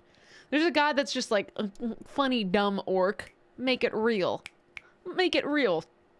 Gas? Guys. Probably not. There are two gods. But it works. The power of imagination. Two gods. They paint things. Guys, you were waiting for this. You were waiting James for this. Nolan cheered. X200. There's a story about a group of guardsmen out of ammo decide to yell bang and the orcs actually die. Until a group of orcs start chanting, "Im a tank, im a tank." I'm a tank, I'm a tank. Starts... It becomes tank. Guys, this is the goofiest faction. This is the Arcturus War. X200. Oh my god, thank you for that. Orc is brutally cunning, but Mork is cunningly brutal. Guys, so there's two gods.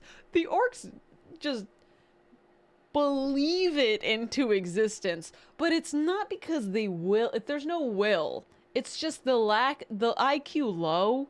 Think may be true, become. This is crazy. Furthermore, check out Pancreas is no worse version the safest game, which is the thank you. So I'm looking for are there any books published? I know there's probably fan authors you can use the IP. Are there any books published by the actual creators that are the canon books? Drive cheered. X200. Thank you so much, Solid Snake Snake Drive. Drive. Exaggerated for the memes, but they do have a minor latent psychic ability to lubricate reality. Lubricate reality.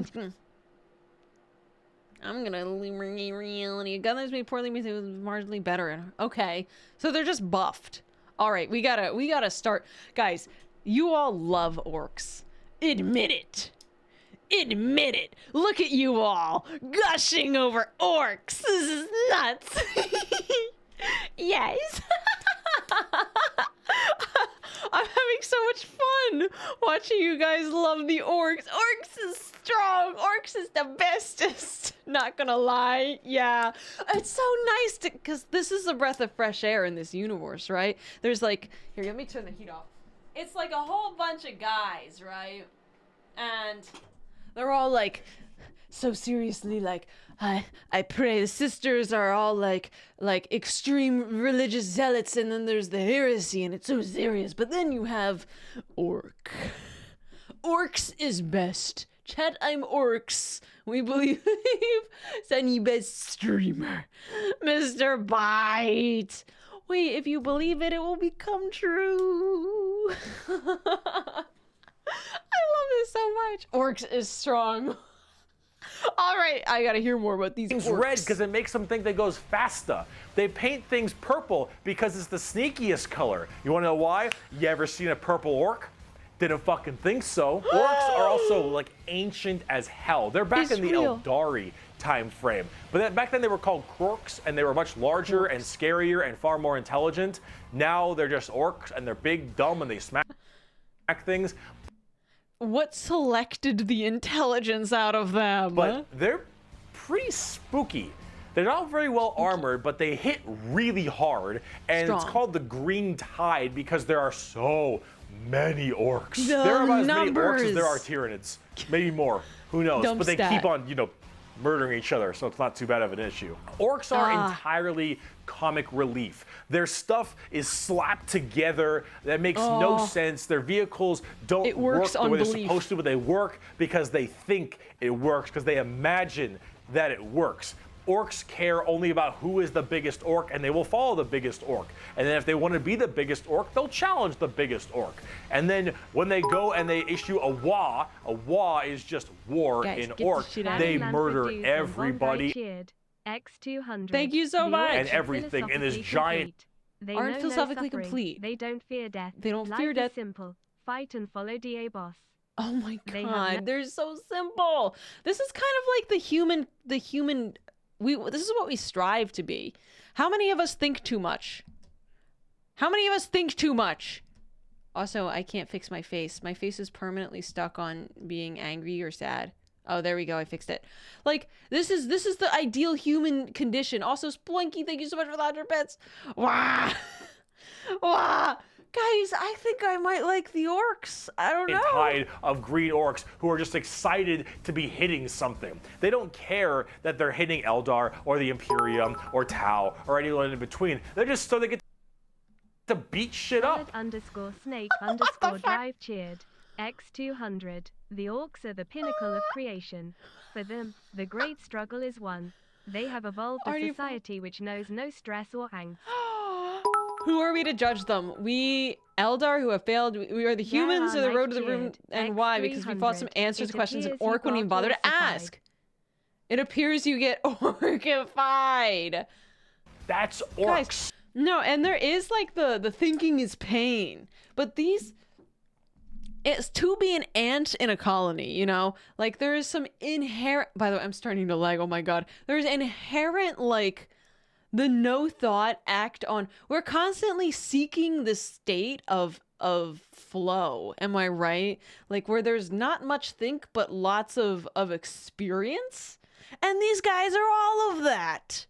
It's so great. There's experience and excitement. And billions of them, and you got brothers everywhere. This is so cool. Orcs in the Warp is an amazing story. And on the tabletop, they are a total coin flip, and they're really fun. I have never met a salty orc player. I have never met someone who plays orcs and is ever just a bad guy or that guy. Orc players have this kind of fun to them because when you play them, you are completely submitting yourself to RNG. So here's the thing.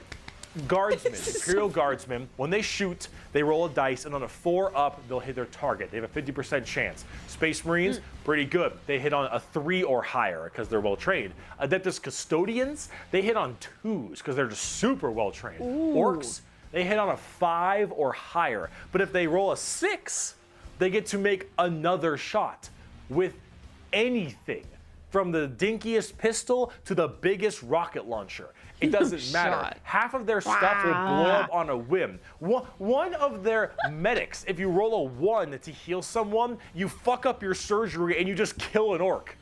They're so wacky and silly. But the thing is if you roll well, you roll high, and you keep rolling high, you are going to crush people. And if you don't, you lose. I mean, that's what you get when you play orcs. You knew I would love this. This is what I like in games. I want a hard fucking win, or I want to lose and be in the mud. Guys, gunfire Daka! There is a very credible theory, good as any other, that the reason the Emperor hasn't died yet is actually that the orcs hear all these humies yelling about him and figure this big Emperor, war boss, must be unstoppable. There's a theory that the orcs believe have this idea of the Emperor as unstoppable and are putting that thought out into the warp, and they're helping by the probably, I'm assuming, trillions. It's nuts. I like the orcs. Daka. Dude, imagine the rolling a 1 and killing your orc is hilarious. I love this so much. And the only hitting on the up super high rolls, but then getting a 2nd is the RNG. And you know my luck. I would win these. Give Poutine. Thank you for the bits. X200. If you want an orc book, I suggest Brutal Kunin by Mike Brooks. Brutal Kunin. One of my favorite books. Okay. Brutal. I have a note, as you all know, when I'm streaming, I have a notepad with 1,000 ideas that I'm like, oh, I gotta talk about with you guys, but then also I write things down. Woo! I'm so excited. This is so fun. That's what happens when you play orc. It's a coin flip, which is why you can't be a salty bitch when you play orcs, because things won't go your way. It's just the roll of the dice. You're playing a dice game. But if you're going to have fun and you want to be stupid and you want to be silly, you're going to play some damn orcs. But on the opposite side of the fun part of this, let's talk about the necrons. Okay, guys, we're going to the necrons. I feel bad. It's taken me almost an hour and a half to get through 44 minutes of this video because I keep pausing. I want to know more information. I want to talk about this, but I need to piss again. So I'm going to be right back.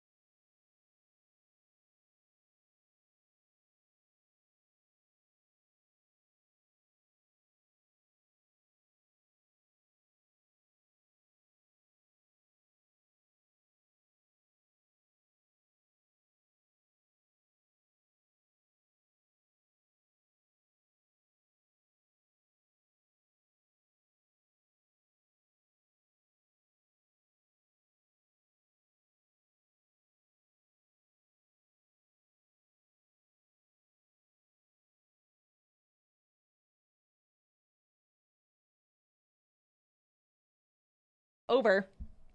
James, did you wash your hands? Yes, I did. I did indeed. There's one human commissar named Yarrick who tears off an orc warboss mechanical claws and able to use because the orc think he's rad enough to use it. He later gets an implant eye. He later gets an implant eye that shoot laser, also to play in the orc belief that he can shoot laser out of his eye. What? Okay. So he gets an item, can't use it. Orcs, it only ever worked because the orcs thought he could. Okay, now we're at the necrons. My opinion of the orcs is that's what I would build. You all know I like... So of course the lore is so fun, but you have to, like, the silly is the true tabletop fun. So let's get into the necrons.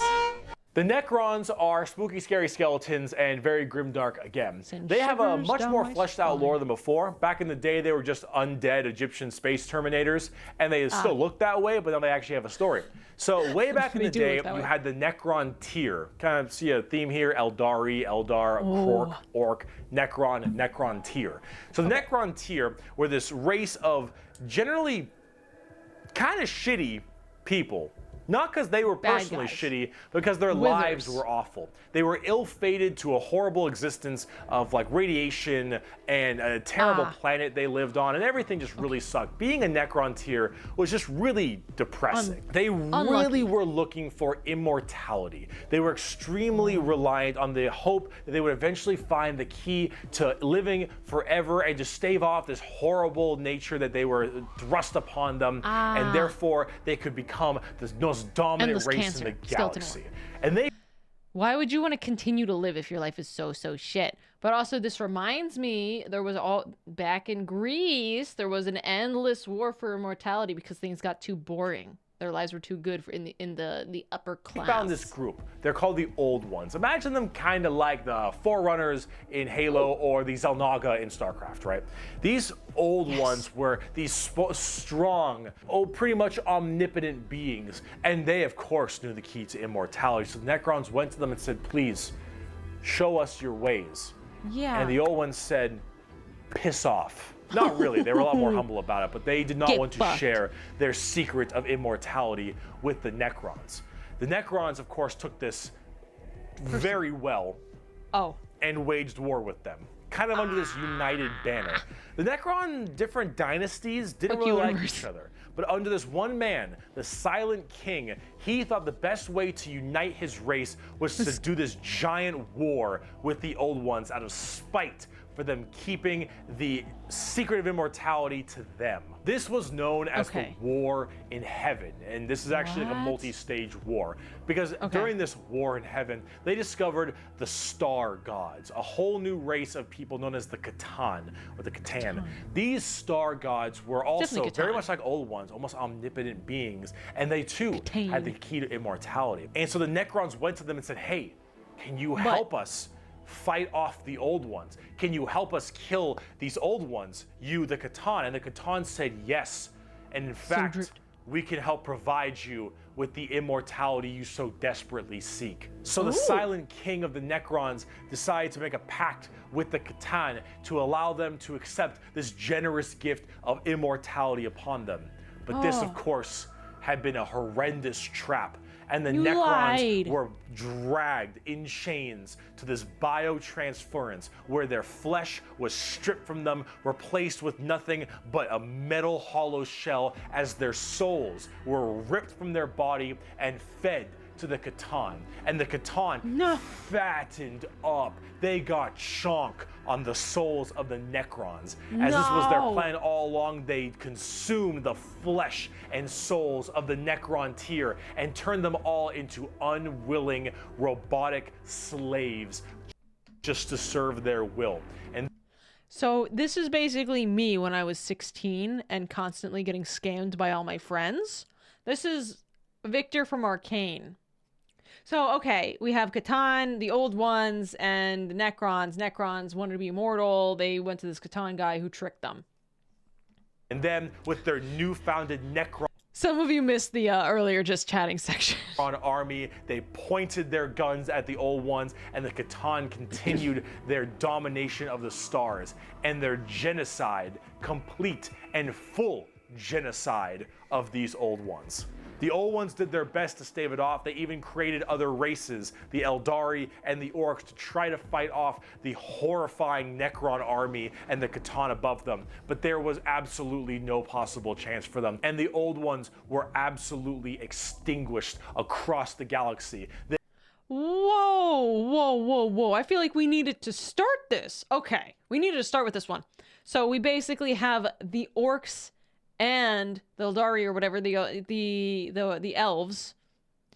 This is the start. So Necron are one of the, this is the War in Heaven started everything. Eldar. He called it the Eldar. It's Eldar. Yeah, I think there's, okay, Eldar. So we have, to begin, in the beginning, there are Eldari, and okay, I'll call it the Eldar though. Okay, yes, sorry, I forgot there's two words. Thank you so much for the bits. Angelifdeeth 640 cheered. X200. Bricky has a timelines video. I'm afraid to overwatch Bricky's videos. So maybe streaming it's not so bad. Oh, we don't have the video pinned. Shinobert? Just so you guys know. So we have, in the beginning, we have these, this is the very, very beginning, the Old Ones and the Necrons. The Necrons don't have a very good life, want to live forever. They go to the Old Ones, ask for immortality. They say no. And then we have the Catan, who tricks the Necrons into saying, we'll give you everything you want, but they take all their souls, get really strong. And then, so basically Necrons are currently ruled by the Catan. Like they are puppets? Or are they just a vengeful, like we didn't get immortality, we became these robot people, not currently ruled. Okay. Their entire race completely removed. Full on 100% genocide. However, during all this, the Catan just infatuated with their victory, started fighting each other for fun, for sport, and for small differences, doesn't matter. The Catan, with these overpowered people, they're gonna eventually hit each other at some point. And as they began just menially fighting each other, the Eldari and the orcs actually started pushing on the Catan's borders a little bit, giving them a little bit of a run for their money. And as this continued, this is when the Silent King, who retained his consciousness, decided to leap into action and start a full-scale revolt against their Catan masters. And this revolt was bloody, as the entire Necron army was surged off to destroy these star gods. They were able to, just after suffering horrendous losses, were able to turn the tide of the war. And they took these Catan and they blasted them, because as these star gods are unkillable, they were able to break them into thousands of shards and entrap them in giant stasis vaults to now actually be slaves to the Necrons. And with the Necrons having the entirety of their old gods enslaved to them, they realized that soon their race was about to be attacked by the overcoming new races, the Eldari and the Orks. And so what they did is they retreated into giant stasis tombs in order to preserve their energy and their strength for when one day they would be reawakened and they would be able to rule the galaxy that was rightfully theirs. And then some dingus Adeptus Mechanicus guy diddled with a green console, and now the Necrons are back and they see all these primitive races on their lawns and they think, get the fuck off of it. The Necrons are back, super advanced, and they are here to reclaim the galaxy that they so rightfully believe is theirs. Okay. That's actually interesting because, of course, this is an ancient race. They put themselves to sleep to actually avoid the orcs and to avoid the Eldari. And instead, they managed to avoid them, but they're stuck in like the freaking past, which is more advanced. So they're actually stronger. That's crazy. The Book of the Infinite and the Divine of the Necron focused and a good starting book. Everything's a good starting book. And I could get started with for this.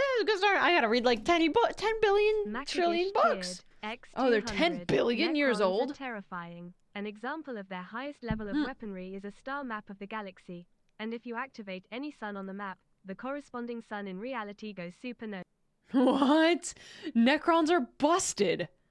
That's why you don't diddle. We shouldn't have diddled. I don't think we meant to diddle. If we knew it was in there, we would no one would have diddled. And I think that's probably what the technical mechanics guy needed to say. I'm sorry I diddled. Please go back to bed. We're not ready for you. And the races that he was... Wait, 10 billion years ago they went to sleep? Or did they start?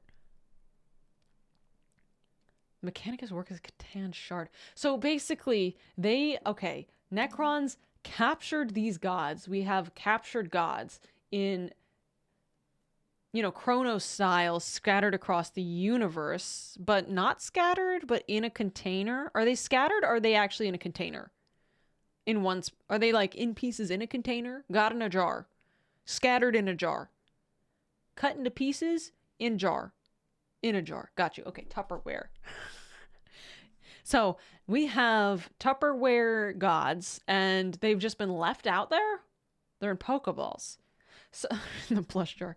I'm screaming. So they left their gods out there, and other people found their gods. They're broken into crystals. And these are star gods. These are like powerful, inconceivably powerful gods that took all of their souls. These guys are soulless. And oh my god. Tupperware. Catan are batteries for Necrons now. The void actually entombed surrounding by a sleeping Necron army. Okay, they eat stars for food. Christ. Now, at tabletop, they're all like that. Tons of undead Egyptian skeleton robots that when they die, they just get right back up because they keep on reanimating. Hard to kill, tons of crazy stuff. You can use the Catan themselves as units to fight with. It's pretty cool. The Necrons are one of the 3 major events in 40k. The Horus Heresy, the Fall of the Eldar, and the Awakening of the Necrons. X200. Just wait until you learn about Trizin the Infinite, a Necron, and how he's an absolute troll but has practically everything as a collector. Oh, interesting. I know we're getting just into the factions. I'm sure there's goofy characters as there tends to be. Thank you for the bits. Necrons are all pretty substantial events, and let me just go back and listen to that one more time. Are one of the 3 major events in 40k. The Horus Heresy, the Fall of the Eldar, and the Awakening of the Necrons are all pretty substantial events. And the Necrons themselves are pretty dang cool as well. Here's a good quote from a wonderful Dawn of War game. Lucky creatures, as long last you have found the tranquility of death. I was like you once, clinging to life and blind to the truth. When I uncovered the truth, I too shuddered and paled with fear. Deep in these catacombs, I was remade. Here, my brethren slumbered for eons while the living grew like weed. My Lord knew this day would come. He had plans for us all. We would purge this world once more. So come, poor victims of life. Oh my we will God. grant you tranquility in these crypts. Kronos will be a tomb world once more. Necrons are also pretty smug. Trizin the Infinite especially, a little dickhead. But speaking of dickheads, last race, let's talk the Tau. We made a fucking Wookiee. The exact formation of the Tau Empire is not entirely understood. However, a long time ago, many thousands of years ago, in the 40k world that is, some Imperial navigation vessels were going around through different areas, and they saw a primitive race, blue people, smacking each other with sticks and stones. They thought, nah, dumb Xenos race, who gives a shit, and they bailed. Then this giant warp storm. The legs! There are 2 reasons the Necrons haven't already won the galaxy. One, they're still waking up.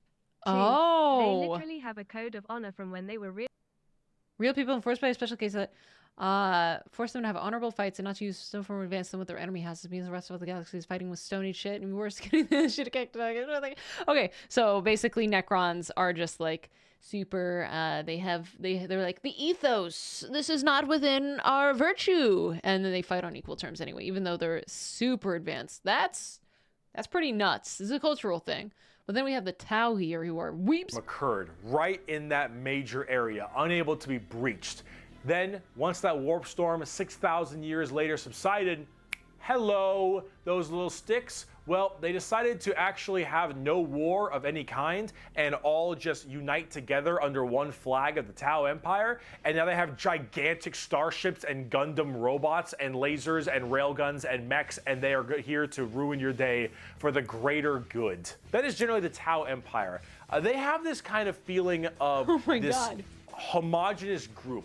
All species can go underneath the banner of the greater good. The greater good is their idea of the fundamental increase and help of all. In fact, they are most likely the most like the Covenant in Halo, where they have the overarching prophets, being the ethereals, who are actually kind of dicks and like to pull at strings a little bit, but then you have all these different races directly underneath them, and they all work together in this big group as this large, foreboding race that tries to spread their weirdly pseudo-religious influence across the galaxy. Ooh, so this is very interesting, because obviously, like, so ethics is a form of philosophy. Philosophy tries to answer unanswerable questions, such as like, what is good, what is bad, what is right, what is wrong. And so these guys follow the greater good, which is utilitarianism, which is the most net happiness, I'm assuming. Whatever creates the most net happiness. And I just find it's like interesting to see different types of, different forms. Philosophy coming into this. Because, we got the metaphysics, we got the ethics. There's so many unanswered questions. And different people with different walks of life. Alien is not intrinsically evil. Do not hate him. Pity him, his ignorance. Space communism. Seek to understand his differences and equate him with his inadequacies. Only then will he accept his place. You couldn't be a VTuber in their society. You're forced to work on something that helps the society. Is that bad? There's a lot of jobs out here nowadays that do nothing. The next time I scroll and see a TikTok influencer trying to sell me a foot massager, I'm gonna yump out this window. You lose individualism. See, that's very good point. In the greater They're good. about brainwashing. That is no generally choices. the Tau. And if you're kind of wondering like what their mainly big shtick is, well, they're all about big robots and mechs. They have laser rifles and rail guns. They got giant mechs with tons of missile pods and heavy rail rifles and rail guns and burst cannons and ion accelerators and void shields and all this stuff. And that is generally what the Tau's all about. But you're probably thinking, Bricky, this doesn't sound that evil. This doesn't sound very grim, dark Warhammer. Yeah. And you'd be right. The Tau Empire really don't have that much of a horrifying, grim, dark style like everybody else. They're much more younger, new age thing. In fact, they're probably a lot less evil and a lot even better than they are now back in the day because they liked having like that good guy faction. But a lot of us who really like the dark, depressing style of Warhammer didn't really like it that much. So, see, the Tau get a lot of Who cares about philosophy? They got robots. That hate isn't necessarily unjustified. It's mainly from a tabletop perspective. But as you can see from all the visuals I've shown you recently, they don't really fit in the 40K universe very well. They lack that super dark, dramatic. Pep cheered. The contrast. People hate the Tau for being relatively good, but the thing about the Tau is that they're still young. They're finding out how great up everything else is and finding out how much of their ideals they're willing to give up to stay alive. The contrast makes it all more apparent. And this is so, like, I talk about how, like, our reality exists in contrast, you know, like two sides of the same coin, right? But like, we almost can't feel something. We don't feel comfort when we felt comfort. Like, we need to get more comfortable and more comfortable and more comfortable. So it's like, I get it. Having this kind of a blander faction actually might exist to emphasize, you know, but also, yeah, they are young. They've only existed for, well, you have the monkey, you know, like stick, and then 6,000 years later, they evolve really quickly. So, I mean, that's actually really interesting. They just kind of blinked and they're like, oh, what the fuck? Oh, they have spaceships. They have mechs. So, yeah, but I mean, like, that's part of why doing bitter and sweet, mixing those things or eating one after the other helps you be able to taste both to their greatest extent. So that's why we do various stuff. Kind of high gothic level the Imperium has. They don't have the weird kind of like grungy stuff that Chaos or say the Orks do. And the Necrons and the Eldar have their own specific style as well. The Tau really do look like something out of Gundam. And while it isn't necessarily a bad thing, it does definitely not fit too well. There's that. There's also the tabletop problem. Marketing. In tabletop, Tau are horrible at melee combat, but exceptionally good at range combat. So they blast everyone from really, really far away, and they have a million rules to make it so that... X200. There was a story about the Tau finding one of the Imperium's dreadnoughts, the big walker machines, and them finding out it was over 10k years OD. The Tau's own faction is only some 4 or 5k years old. Yeah, I mean, I guess that would be shocking to find, oh, this technology is so much older. You know, the faction itself's only so young, like, they probably have only had this technology for a couple, maybe 1,000, maybe even a couple hundred years. Technology advances really quickly, and it'd be like, oh, this is ancient. It's nearly impossible for you to get into melee combat. So it basically just forces you to bottleneck the game into one specific gameplay style, which is gun to gun. And if you're doing gun to gun, they're going to win every time because they're the Tau, and the Tau are really damn good at shooting. So it's one of those things that make the Tau generally rather hated, and a lot of different reasons for that, both from style and such. But this is actually one of the things I wanted to end this video with, is that the Tau, while they have their issues, you should not be discouraged from playing them. I'll make plenty of Tau weeaboo jokes, of course I will, but it's all generally in good fun. Anyone who legitimately doesn't want you to play a faction is an idiot, and you shouldn't be giving them the time of day. You pick what you think is cool and what you like. In Warhammer, especially now, factions get better and they get worse. They grow and then they fall. you should only be playing what you think is cool. You like the look, you like the models. If you're talking tabletop, that is what you should be going for every time. Is what you think is badass. So you gotta get what looks good. Change all the time. But the universe of Warhammer has so much going for it. Every faction has something interesting. Every character has a story, and there's a million stories to be told. The universe is vast and exciting, and while it is dark, depressing, and horrible, that is the damn charm. And out of everything I've told you in these 2 videos, if anything you could take away is the reason why so many of us are so into this series and why we like it so much. Because with so much variety, such an expansive universe, and so much that can be done, you can find yourself having a pretty great time. Thank you so much for watching this video. I hope it has been informative to you. If you'd like to see more of me, Bricky, we have Twitch. Oh my god, twitch.tv/Bricky. Subscribe. This is my second channel. Guys, what the hell? What the heck? That was so good. Okay. My takeaways are the gods are not that directly impactful. It's the guys who work for the gods. These chaos gods, big impact. Thank you, Bricky. Brickless. Everyone follow and watch Bricky. You've already done it. These videos have 10 million views. There's no more views to be had on the videos.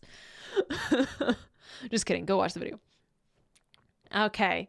The Chaos Gods, cool. We've got the Sleeping. We've got the Necrons. We've got a whole bunch of different Eldars. Elf, evil elf, elf. We've got the weeaboos. We've got just so much. We got the orks. Honestly, okay. Favorite human faction, the sisters, definitely. We've got Khorne. But I think maybe orks. Best non-human faction. That's hilarious. You have to have something goofy in there to balance out. I like the variety. You know, every faction's got its own sense of, you know, its own shit going on. And obviously there's going to be, I kind of have an idea of the factions independently. I don't know where they stand in the universe. Like the geographic location has so much to do with how their politics actually play out. Oh, we've got the bug. Favorite Space Marine chapter? I can't even. We passed through those so quickly. Professor Shap cheered. X200. There is also one new faction, as another chatter said, which are the League of Votan. They are a race of clone human space dwarves who mine everything and have advanced tech with them using rock and stone. They knew it. They knew we wanted rock and stone. They fucking knew it. Guys. Okay, Warhammer's pretty cool. That's so neat. There's so many factions. Oh my god. You watch Legion's video, you can pick it up. I'm gonna have to watch independent ones. I didn't really like when, you know, the Space Marines each have their own independent section, but there would just be a section called the Space Marines, and I wouldn't be able to absorb what makes them different from each other. I would just remember that there are the Space Marines. So we're definitely going to need to do some of this. I'm going to need to do more research. I'll send Tara if Mogu ever watches this. I wonder what Mogu would think. I know a certain angel really likes Warhammer. Like, knows tons.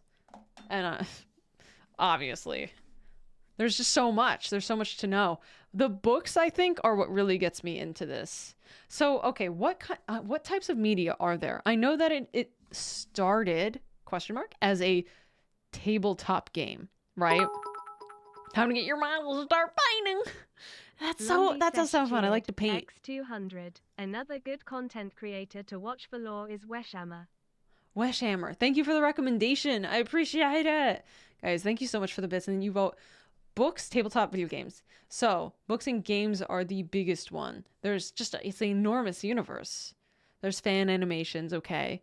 So, I know, like, the major, like, galaxy-changing events. But probably just, like, you know, there's probably more that are to a lesser extent, but the main big three, Necrons waking up, Heron fucking dying, the Emperor God King becoming incapacitated.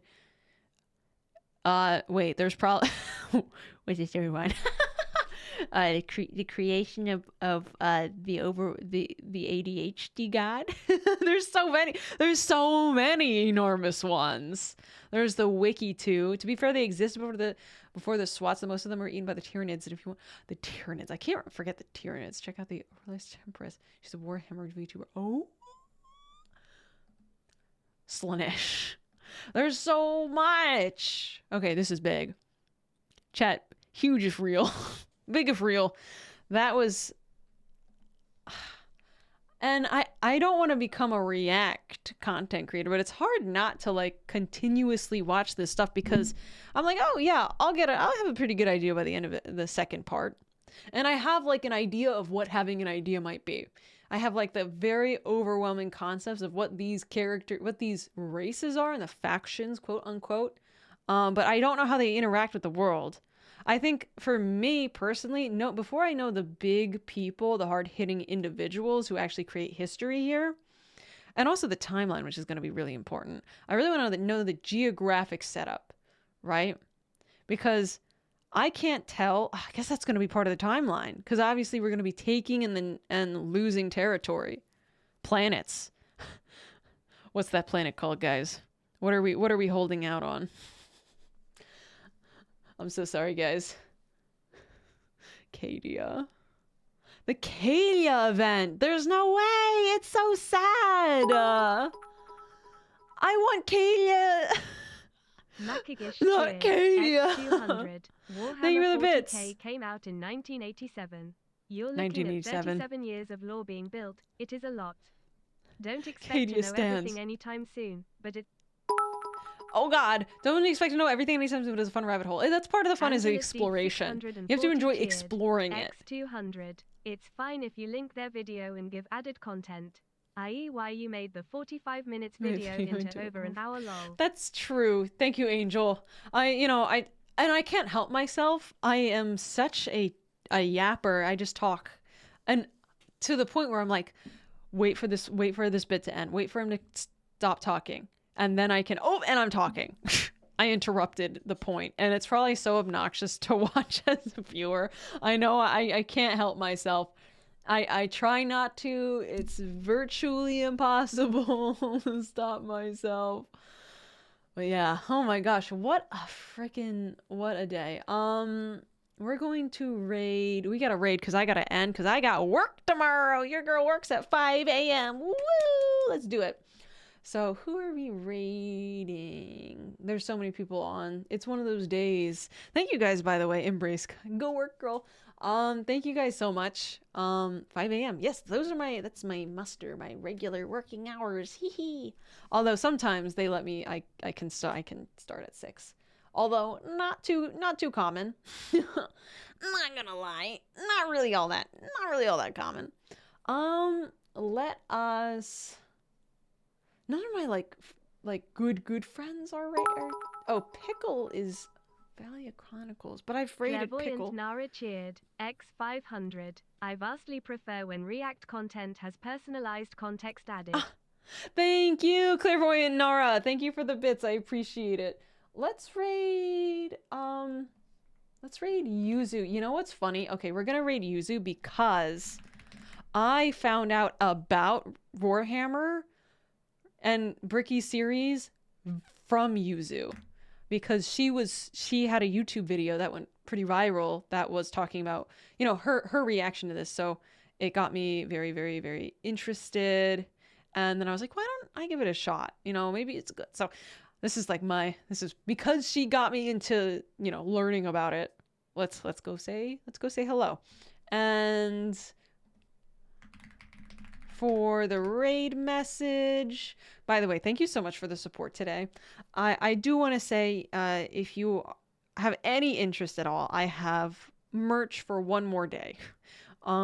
Just for the people who were thinking about it, I don't want you to forget. I did a merch drop, my first ever in history. I've been a content creator for 10 years.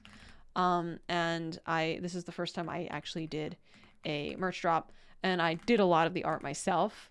So if you want to check it out, it's I will just link it here. Oh, I'm sorry. That's not right. Store. And otherwise, let's copy. Oh, wait. Hey, user. I kind of like your streamer. We can do either. We'll do both of those. Copy and paste whichever one you like. And I will see you guys. I'm posting constantly in my Discord when I can stream. I work a regular full-time job, so I can't stream every single day. But when I can, and I try to stream 2 to 3 times a week. Woo, woo, woo, woo, woo. I'll see you guys later, okay? Thank you. I had so much fun. Bye-bye. Bye-bye, everybody. Say hi to Yuzu. Bye-bye.